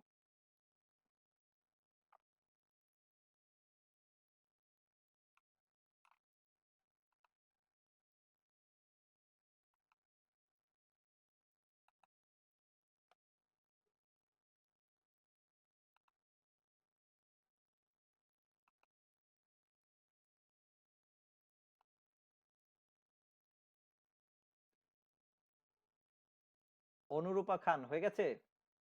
বিপ্লব দেবরূপা দিলীপ, ফজলুল হাফিজুল হয়ে গেছে। মলয় মৌমিতা, মৌমিতা প্রধান, রবিউল, রজনী মাহাতো। বেশ, বাকিদের নাম আর বলছি না, অনেকেরই হয়েছে। সৌরভ দে হয়ে গেছে আশা করি। তাপসী ঘোষ, সুরভি পাত্র। আহ বেশ, আমরা দেখো সহজ প্রশ্ন ছিল এই এই যে এটা একটু টেটের আগেকার প্রশ্ন, তো সেই সময় তো একটু সহজ প্রশ্ন হতোই, তো সেই জায়গা থেকে সহজ প্রশ্নগুলো সহজ। এখনকার যে টেট হতে চলেছে সেখানে এত সহজ কিন্তু এক্সপেক্ট করো না। তো যাই হোক, তা সত্ত্বেও যদি কেউ সবকটা সঠিক উত্তর করে ফেলতে পারো অবশ্যই সেটা ভালো লক্ষণ। সবার প্রথম কোশ্চেন করেছে দেখো, ডিসিপ্লিন ইজ মানে ডিসিপ্লিনটা কি, আমাদের এই প্যাসেজ অনুসারে ডিসিপ্লিনটা কি, এটাই প্রশ্ন। তো প্যাসেজ অনুসারে সবার প্রথম বলেছে discipline is of no importance, কোনো ইম্পর্টেন্স নেই ডিসিপ্লিনের, এটা তো হবেই না। বি বলেছে অফ অল লিটল ইম্পর্টেন্ট, খুব অল্প পরিমাণে এর গুরুত্ব আছে। এবং সি বলেছে of great importance in student life, অবশ্যই খুব বেশি পরিমাণে বা মহৎ ভূমিকা রয়েছে ছাত্র জীবনের প্রতি। আর পরেরটা বলছে নান অফ দিস, এর মধ্যে কোনোটাই নেই। তো অবশ্যই এই ডিসিপ্লিন সম্পর্কে আমরা যা পড়লাম যে ডিসিপ্লিনের অবশ্যই খুবই গুরুত্বপূর্ণ ভূমিকা রয়েছে ছাত্র জীবনে বা আমাদের জীবনে। তাহলে প্রত্যেকে মিলিয়ে নিতে হবে প্রত্যেককেই। তাহলে প্রথমে 69 উত্তর হলো সি। আমরা চলে যাব পরেরটা 69 এর পরে 70 বলছে a weak team following discipline, যারা দুর্বল টিম তারা যদি ডিসিপ্লিনকে ফলো করে তাহলে কি হতে পারে এই প্যাসেজ অনুসারে। বলছে মে উইন দ্য গেম, তারা অবশ্যই জয়লাভ করতে পারে, অর্থাৎ তারা জয়লাভ করতে পারে। বলছে মাস্ট লস গেম, তারা হেরে যাবে যদি ডিসিপ্লিন মেনটেন করে।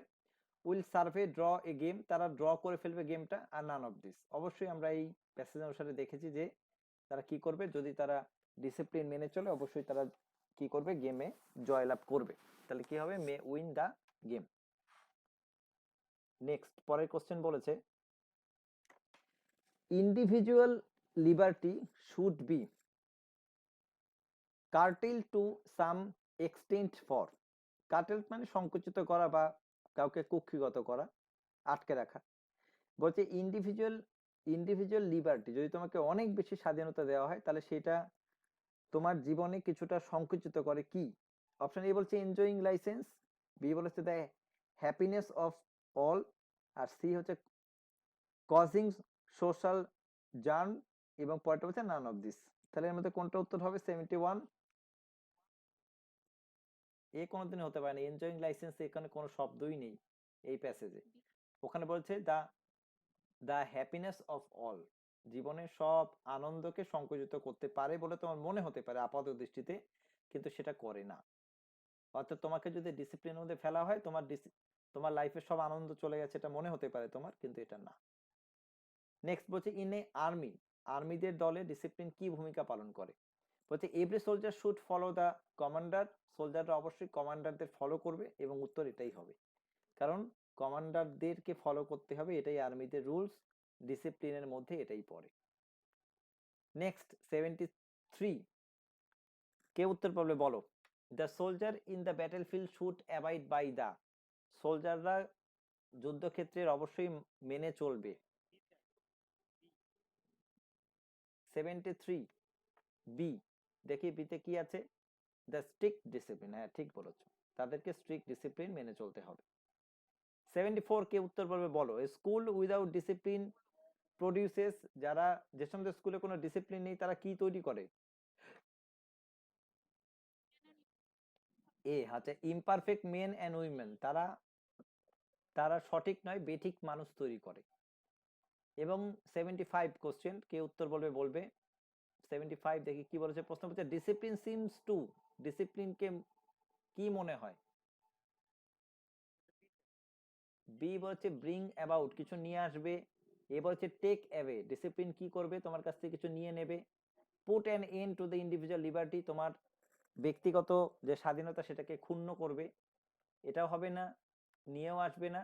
তোমার প্রাথমিক পর্যায়ে ডিসিপ্লিনকে মনে হবে যে কিছু নিয়ে নিয়েছে তোমার কাছ থেকে, মানে তোমাকে যদি এখন ডিসিপ্লিন দেওয়া হয় যে তুই রাত 10টার পরে ঘর ঘর থেকে বেরোবি না, তাই তোমার মনে হবে যে তোমার স্বাধীনতা নিয়ে নিয়েছে, তোমাকে আটকে রাখছে, কিন্তু না, এই ডিসিপ্লিন তোমার অবশ্যই ফিউচারের পক্ষে অনেক বড় ভূমিকা পালন করবে। তাহলে প্রাথমিক পর্যায়ে মনে হতে পারে যে তোমার কাছ থেকে কিছু নিয়ে নিয়েছে। সত্যের উত্তর বলেছি, তুমি কোথায় ছিলে। সত্যটা হচ্ছে মে উইন দ্য গেম, এ।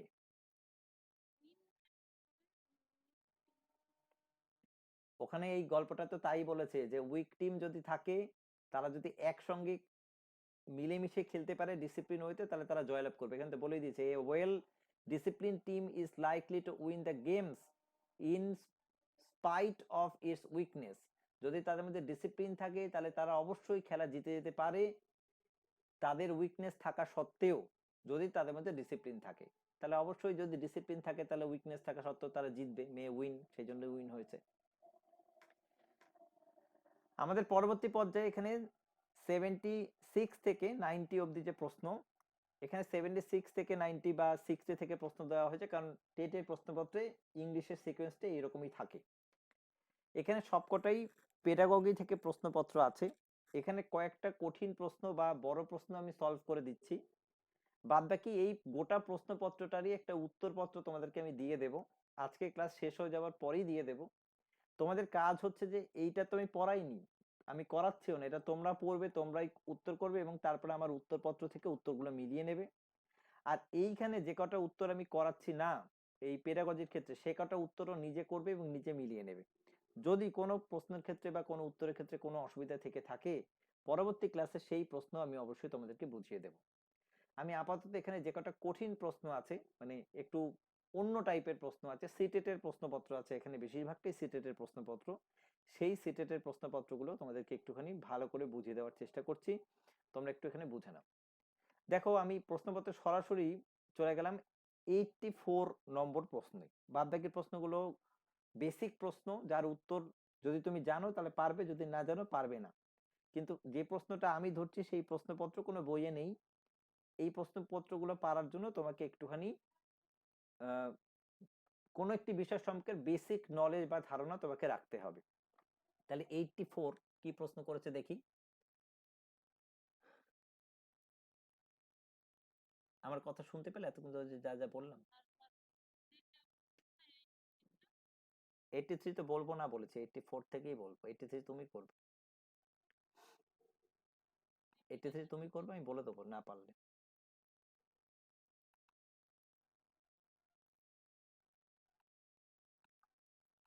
শুনতে পাচ্ছ কথা? বেশ, দাঁড়াও 1 মিনিট, আমি প্রশ্নপত্রটা একটু বের করে তোমাদেরকে বলছি।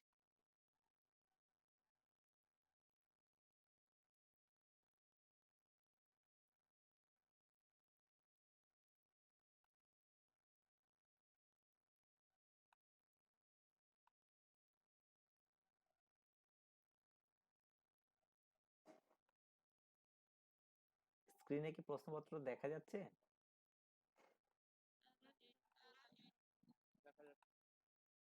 দেখা যাচ্ছে?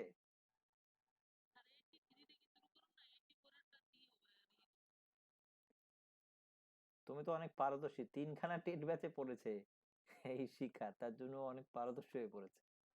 83 ঠিক আছে, বলেছে habit formation through repetition is a component of which method. বলেছে যে রিপিটেশনের মাধ্যমে, বারবার একই জিনিস তুমি করছো, এর মাধ্যমে যদি কোনো হ্যাবিট তোমার তৈরি হয়, তাহলে এই ধরনের পড়াশোনার যে মেথড, এই ধরনের যে পড়াশোনার যে পদ্ধতি, তাকে কি বলে? ঠিক আছে, এবার এই মানে কি বলে এইটার, এটা সাধারণত এই হ্যাবিট ফরমেশন কাদের হয় তোমাকে একটু বুঝতে হবে। যেমন ধরো কিছু ছাত্রছাত্রী থাকে যারা মেন্টাল রিটার্ডেড, মানে তাদের মানসিক সমস্যা আছে, এবার তাদের আইকিউ লেভেল খুবই কম, ধরো 50 তাদের আইকিউ লেভেল। সাধারণ মানুষের আইকিউ লেভেল থাকে 90 থেকে 110, সাধারণ মানুষের। যারা বুদ্ধিদীপ্ত হয় তাদের আইকিউ হবে 110 থেকে মোটামুটি 120, যারা গিফটেড চাইল্ড হবে তাদের হবে 130 প্লাস, এই ধরনের একটা ডিভিশন আছে এই বুদ্ধিদীপ্ততার। তাহলে যাদের আইকিউ ধরো 50 থেকে 75 এইরকম একটা আইকিউ রয়েছে, তারা সাধারণত অনেক কিছু মনে রাখতে মানে মনে রাখতে পারে না বা তারা পারদর্শী হয় না, তো তখন তাদের বারবার একই কাজ করানো হয়। বা যাদের 50-এর কম আইকিউ তারা খুব সিভিয়ার টাইপের হয়, তো তাদের রিপিটেশনের মাধ্যমেই করানো, মানে কোন একটি বিষয় মনে রাখতে হয়। আর এইটা কোন মেথডের মাধ্যমে সম্পূর্ণ হয় এটাই প্রশ্ন করেছে, বলছে task based language teaching method, এটা হবে না। বলছে কনস্ট্রাকটিভিজম, গঠনবাদ, এটা হবে না। এটা হচ্ছে গিয়ে কমিউনিকেটিভ অ্যাপ্রোচ, অর্থাৎ তাদেরকে বারবার একই জিনিস বলে বলে বলে বলে তাদের সঙ্গে একটা কমিউনিকেশন তৈরি করতে হয় এবং সেটার মাধ্যমেই এই যে হ্যাবিট ফরমেশন সেটা তৈরি হয়। তাহলে এটা কোন মেথডের মধ্যে পড়লো? কমিউনিকেটিভ অ্যাপ্রোচের মধ্যে পড়লো। শুনেছো শিখা?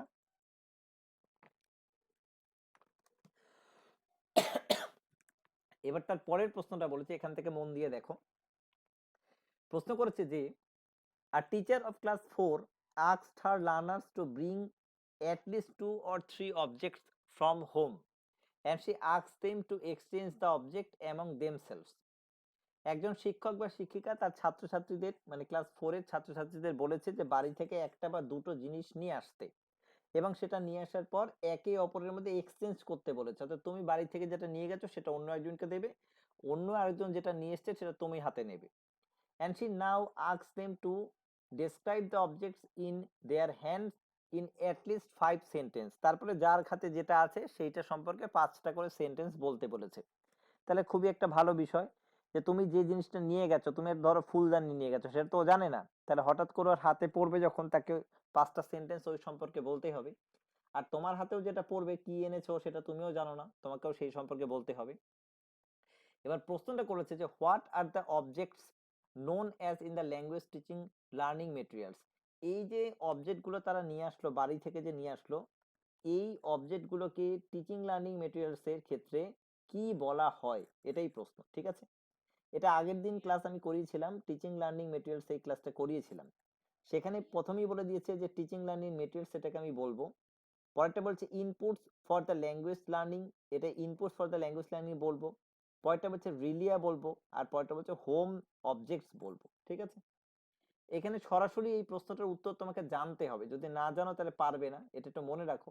আগের দিনে আমি পড়ানোর সময় বলেছিলাম যে যে জিনিসপত্রগুলো জীবন্ত হয়, মানে যেটা আমরা হাতের সামনেই পাই বা যেটা ব্যবহার করি, এবং সেইটা দিয়ে যখন কোনো কিছু কাউকে শিক্ষা দিই বা টিচিং দেওয়ার চেষ্টা করি, তখন তাকে রিলিয়া বলা হয়। যেমন তোমাদেরকে এক্সাম্পল দেওয়া হয়েছিল যে যদি কোনো ছাত্র বা ছাত্রীকে তুমি স্কুলে একটা কমলা লেবু দেখিয়ে তারপরে পৃথিবীর আকৃতি শেখানোর চেষ্টা করো, তাহলে অবশ্যই সেটা একটা টিএলএমই, কিন্তু সেই টিএলএমটা একটা রিলিয়া হিসেবে কাজ করবে, কারণ এটা একটা জীবন্ত অবজেক্ট যেটা দিয়ে তুমি তাকে শিক্ষা দিচ্ছ। তাহলে এটাকে আমরা বলবো রিলিয়া। তাহলে রিলিয়া কি? রিলিয়া হচ্ছে এক ধরনের টিচিং লার্নিং মেটেরিয়ালস যেটা হচ্ছে জীবন্ত রয়েছে, যেটা আমরা সব সময় ব্যবহার করি বা প্রতিদিন সেইটার সঙ্গে আমাদের যোগসূত্র আছে, এরকম কোনো টিচিং লার্নিং মেটেরিয়ালসকে রিলিয়া বলা হয়। কথা বুঝতে পারছো, শুনতে পাচ্ছো? হ্যাঁ, রিয়েল লাইফ অবজেক্ট, বাহ ভেরি গুড। শুনতে পাচ্ছো বাকিরা?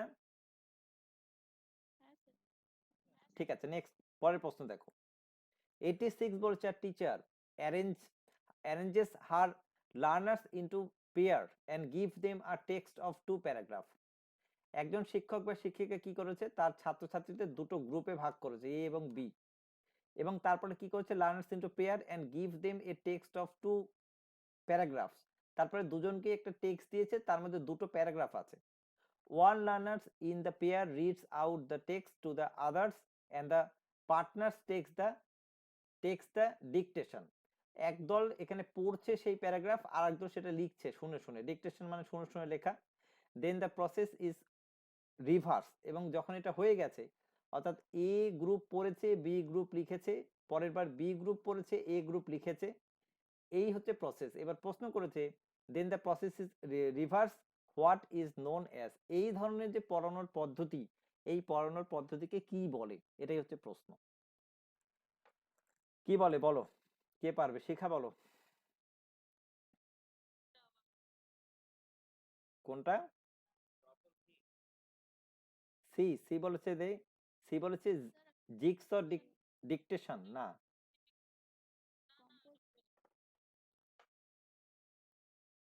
এটা হচ্ছে রানিং ডিকটেশন। এটা একদল পড়ছে, একদল শুনছে, আর একদল পড়ছে, আরেকজন লিখছে। এটা হচ্ছে রানিং ডিকটেশন, অর্থাৎ শুনছে এবং লিখছে, আর কোনো ভূমিকা এখানে নেই। তাই এটা হচ্ছে গিয়ে রানিং ডিকটেশনই হবে। দেখো পরের একটা প্রশ্ন করেছে, এটা বোধহয় আমার নামই আছে। হ্যাঁ, বলেছে মানিক ঘোষ বা যে কোনো একটা নাম দিয়ে দাও, ইজ রিডিং ফাস্ট। মানিক ঘোষ বলে একজন শিক্ষক, সে কি করে, সে খুব দ্রুততার সঙ্গে পড়ে, তাড়াতাড়ি পড়ে, যেমন আমি একটু তাড়াতাড়ি পড়ছি আজকে। Looking for specific information in a machinery manuals, অর্থাৎ সে খুব তাড়াতাড়ি পড়ছে কারণ সে একটা নির্দিষ্ট কোনো ইনফরমেশন খুঁজে বের করতে চাইছে কোনো একটা ম্যানুয়ালস থেকে। What is this reading sub skill? এই ধরনের যদি কোন একটা বিষয় তাড়াতাড়ি পড়ে কোন একটা নির্দিষ্ট টপিক খুঁজে বের করতে চায়, এই ধরনের পঠন পদ্ধতিকে কি বলে? এটাও সহজ প্রশ্ন পড়েছিলাম। স্ক্যানিং, হ্যাঁ, এই ধরনের পদ্ধতিকে স্ক্যানিং বলা হয়। ঠিক আছে, স্ক্যানিং হবে উত্তর। 88 স্ক্যানিং। নেক্সট দেখি পরের প্রশ্ন কি বলেছে। যেগুলো আমি করাচ্ছি না সেগুলো সবই উত্তর পেয়ে যাবে, এগুলো করে ফেলবে, আমি উত্তর দিয়ে দেবো। ঠিক আছে, 89 বলছে here are some sets of words in some pattern, find what are this known as in the teaching learning of pronunciation. এখানে কতগুলো ওয়ার্ডের পেয়ার আছে, মানে পেয়ার আছে, কি আছে দেখো, আছে এই যে ডিআইডি, ডিড, আর পরেরটা আছে ডিইএডি, ডেড, ধরো এইচআইডি, পরেরটা আছে হেড, এইচএডি, এরকম অনেকগুলো পেয়ার আছে, যেমন পিন, পেন, পিআইএন, পিন, আর পরেরটা আছে পিইএন, পেন। এবার বলছে এই ধরনের যে শব্দ রয়েছে যেখানে পেয়ার হিসাবে শব্দগুলোকে আমরা ব্যবহার করি, এই ধরনের শব্দ টিচিং লার্নিং যে প্রসেস সেখানে এই ধরনের শব্দকে কি বলে, এটাই প্রশ্ন, কি বলে। অপশন এ বলেছে, দেখি কি হয়, বলছে ভাভেলস বলে, এটা তো হবেই না, এগুলো ভাভেলস তো কোনোভাবেই নয়, এই আই ও ইউ এই কটাই ভাভেলস। অপশন বি বলেছে স্ট্রেস অ্যান্ড ইন্টোনেশন, এগুলোকে স্ট্রেস অ্যান্ড ইন্টোনেশন বলা হয়। অপশন সি বলছে কনস্ট্রাকটিভ পেয়ার বলে এটাকে, মানে একটার সঙ্গে অন্যটার কনস্ট্রাকটিভ পেয়ার, আর পরেরটা বলেছে গিয়ে কম্পারেবল পেয়ার্স বলে এগুলোকে। এবার এই প্রশ্নগুলো তোমাকে সঠিকভাবে না জানলে এগুলো পারা কঠিন। কে বলবে বলো, মনে হলে তো হবে না, তোমাকে বলতে হবে কেন।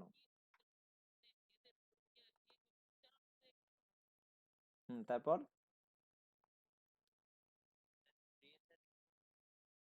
স্ট্রেস এন্ড ইন্টোনেশন, হ্যাঁ একদম ঠিক। কেন দেখো, এটা তুমি নিজেও পড়ে বুঝতে পারবে, কিছু গ্রামারের মধ্যে জানার দরকার নেই। দেখো এখানে আমি কি বলছি, যখন যখন আমি এটাকে বলছি, উচ্চারণ করছি, প্রোনাউন্সিয়েশনের দিক থেকে কি বলে এটাকে সেটা বলেছে, তুমি নিজেই খেয়াল করো একটু। তুমি কি বলছো, পিন, পিন, দেখো আমি পিন কথাটার উপরে জোর দিচ্ছি, মানে স্ট্রেস দিচ্ছি, কেন, আমি জানি পরেরটা আছে পেন, পিএন, পেন।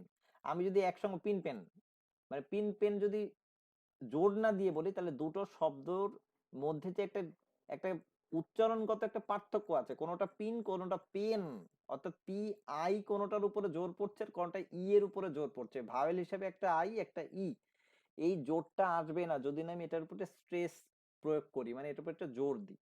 আর তার জন্য এটা হচ্ছে স্ট্রেস অ্যান্ড ইন্টোনেশন, এই জাতীয় শব্দ, এগুলো উচ্চারণ করার ক্ষেত্রে একটু সতর্কভাবে স্ট্রেসিং করতে হয় তোমাকে, যাতে এটা শব্দগুলোর মধ্যে পার্থক্য অন্য লোক বুঝতে পারে।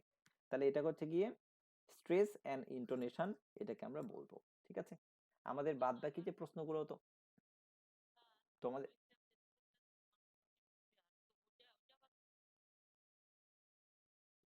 ওটা তুলনা করা হয়, একটা অপরের সঙ্গে অন্যটার সঙ্গে তুলনা করা হয়।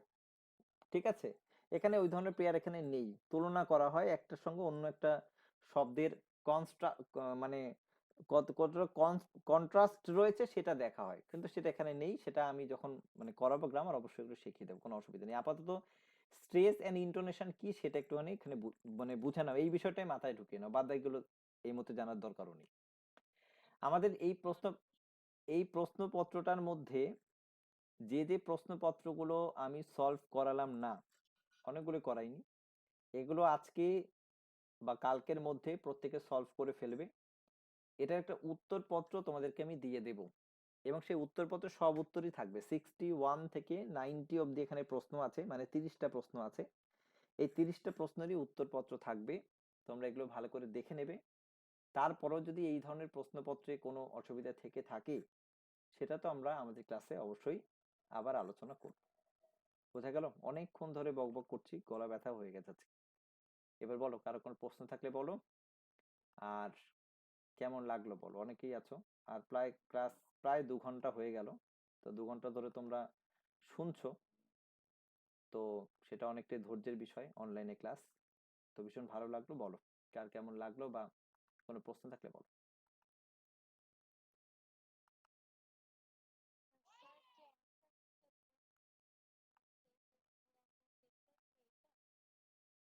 হ্যাঁ, ওই অ্যান্সার শিটটার মধ্যে আছে, কিন্তু লাস্টের দিকে 10টা প্রশ্নের উত্তরটা পড়েনি ওর মধ্যে। দিয়ে দেবো, আমি আরেকটা অ্যান্সার শিট দেবো, রিভার্স অ্যান্সার শিট দিয়ে দেবো। যেটা দিয়েছি সেখানে দেখো লাস্টের কয়েকটা প্রশ্নের উত্তর নেই, মানে লাইনটা কেটে গেছে অ্যাকচুয়ালি।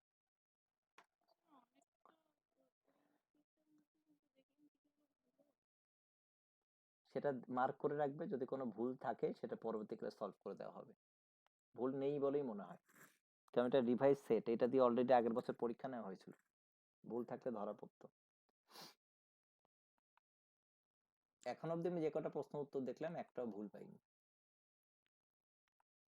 শুনতে পেয়েছো প্রত্যেকে? যে কজন আছো দেখি শেষ অব্দি কতজন আছো। প্রথমে তো 65 জন মতো ছিল। অনামিকা শুনতে পাচ্ছ? অঙ্কিতা, বসুন্ধরা, বিপ্লব, দেবরূপা। হুম, ঠিক আছে, যে কজন আছো মন দিয়ে শোনো, আমাদের তো প্র্যাকটিস সেট ব্যাচ শুরু হবেই, যাদের কোর্স কমপ্লিট হয়ে গেছে তাদের জন্য বলছি। এছাড়াও আমি যে ক্লাসগুলো করাবো, পরের দিনও ক্লাস করাবো, তোমাদের আমি ইংলিশ ক্লাসের লিংক দিয়ে যাব, তোমরা এই ক্লাসটা কন্টিনিউ করতে থাকো। এবং অঙ্ক ক্লাসটা অফ আছে, অঙ্ক পেডাগজি ক্লাস মানে ম্যাডাম করাচ্ছেন বলে অফ আছে। এরপরে অঙ্ক ক্লাসও হবে, সেই ক্লাসটাও তোমরা প্রত্যেকেই করতে পারবে। আমি অঙ্ক স্যারের সাথে কথা বলেছি, সেই ক্লাসের লিঙ্কগুলো কিন্তু তোমরা পাবে। অর্থাৎ তোমরা এবার থেকে অঙ্ক আর ইংলিশ ক্লাসটা করবে, এবং এটা অ্যাবসলিউটলি ফ্রি, করতে থাকো। এর সঙ্গে সঙ্গে আমাদের প্র্যাকটিস ব্যাচও শুরু হবে, সেটা তো তোমরা জয়েন করবেই, আমি সেটা জানি। শুনতে পেয়েছো? অঙ্ক ক্লাসটা শনিবার করে হবে, শনিবার রাত 8টা। আর ইংলিশ ক্লাস হয় এই আজকে বৃহস্পতিবার রাত 8টা। এটা একটু মনে রেখো, এই দুদিন তোমাদের সব গ্রুপেই লিংক দেওয়া হবে, মানে সব গ্রুপেই ক্লাস দেওয়া হবে। আর আমরা একটা নতুন অ্যাপ লঞ্চ করছি, সেই অ্যাপের লিঙ্কও তোমাদের সবাইকে দেবো, সেটা ইনস্টল করে নেবে। সেখানে এর পরের ব্যাচ থেকে লাইভ ক্লাস হবে, এবং অটো রেকর্ড হয়ে যাবে, সেখানে রেকর্ডিং থাকবে। আমাদের যে টেটশোর অ্যাপ ছিল সেখানে ম্যানুয়ালি আমাদের রেকর্ড আপলোড করতে হতো, তার ফলে তোমাদের একটু সময় লাগতো, আজকে ক্লাস হলো কালকে রেকর্ড আপলোড হয়নি, পরশুদিন হয়নি, এরকম হয়েছিল। এই সমস্যার সমাধানের জন্য নতুন ইয়ার থেকে আমরা নতুন একটা অ্যাপ লঞ্চ করছি, সেখানে অটো রেকর্ডেড থাকবে, অর্থাৎ ক্লাস হয়ে যাওয়ার সঙ্গে সঙ্গেই রেকর্ড ওখানে অটোমেটিক্যালি সেভ হবে। আমাদেরও খাটনি কমলো, নতুন করে রেকর্ড আপলোড করতে হবে না, তোমাদেরও সুবিধা হলো। কিন্তু মাঝখান থেকে খরচা অনেক বেড়েছে আমাদের, মানে ওই অ্যাপের জন্য, কিন্তু সেটা তো কিছু করার নেই, তোমাদের ভালো পরিষেবা দেওয়ার জন্য সেটা করতে হয়েছে আমাদের। শুনেছো?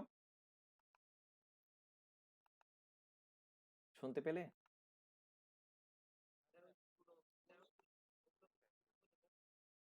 জোরে বলো।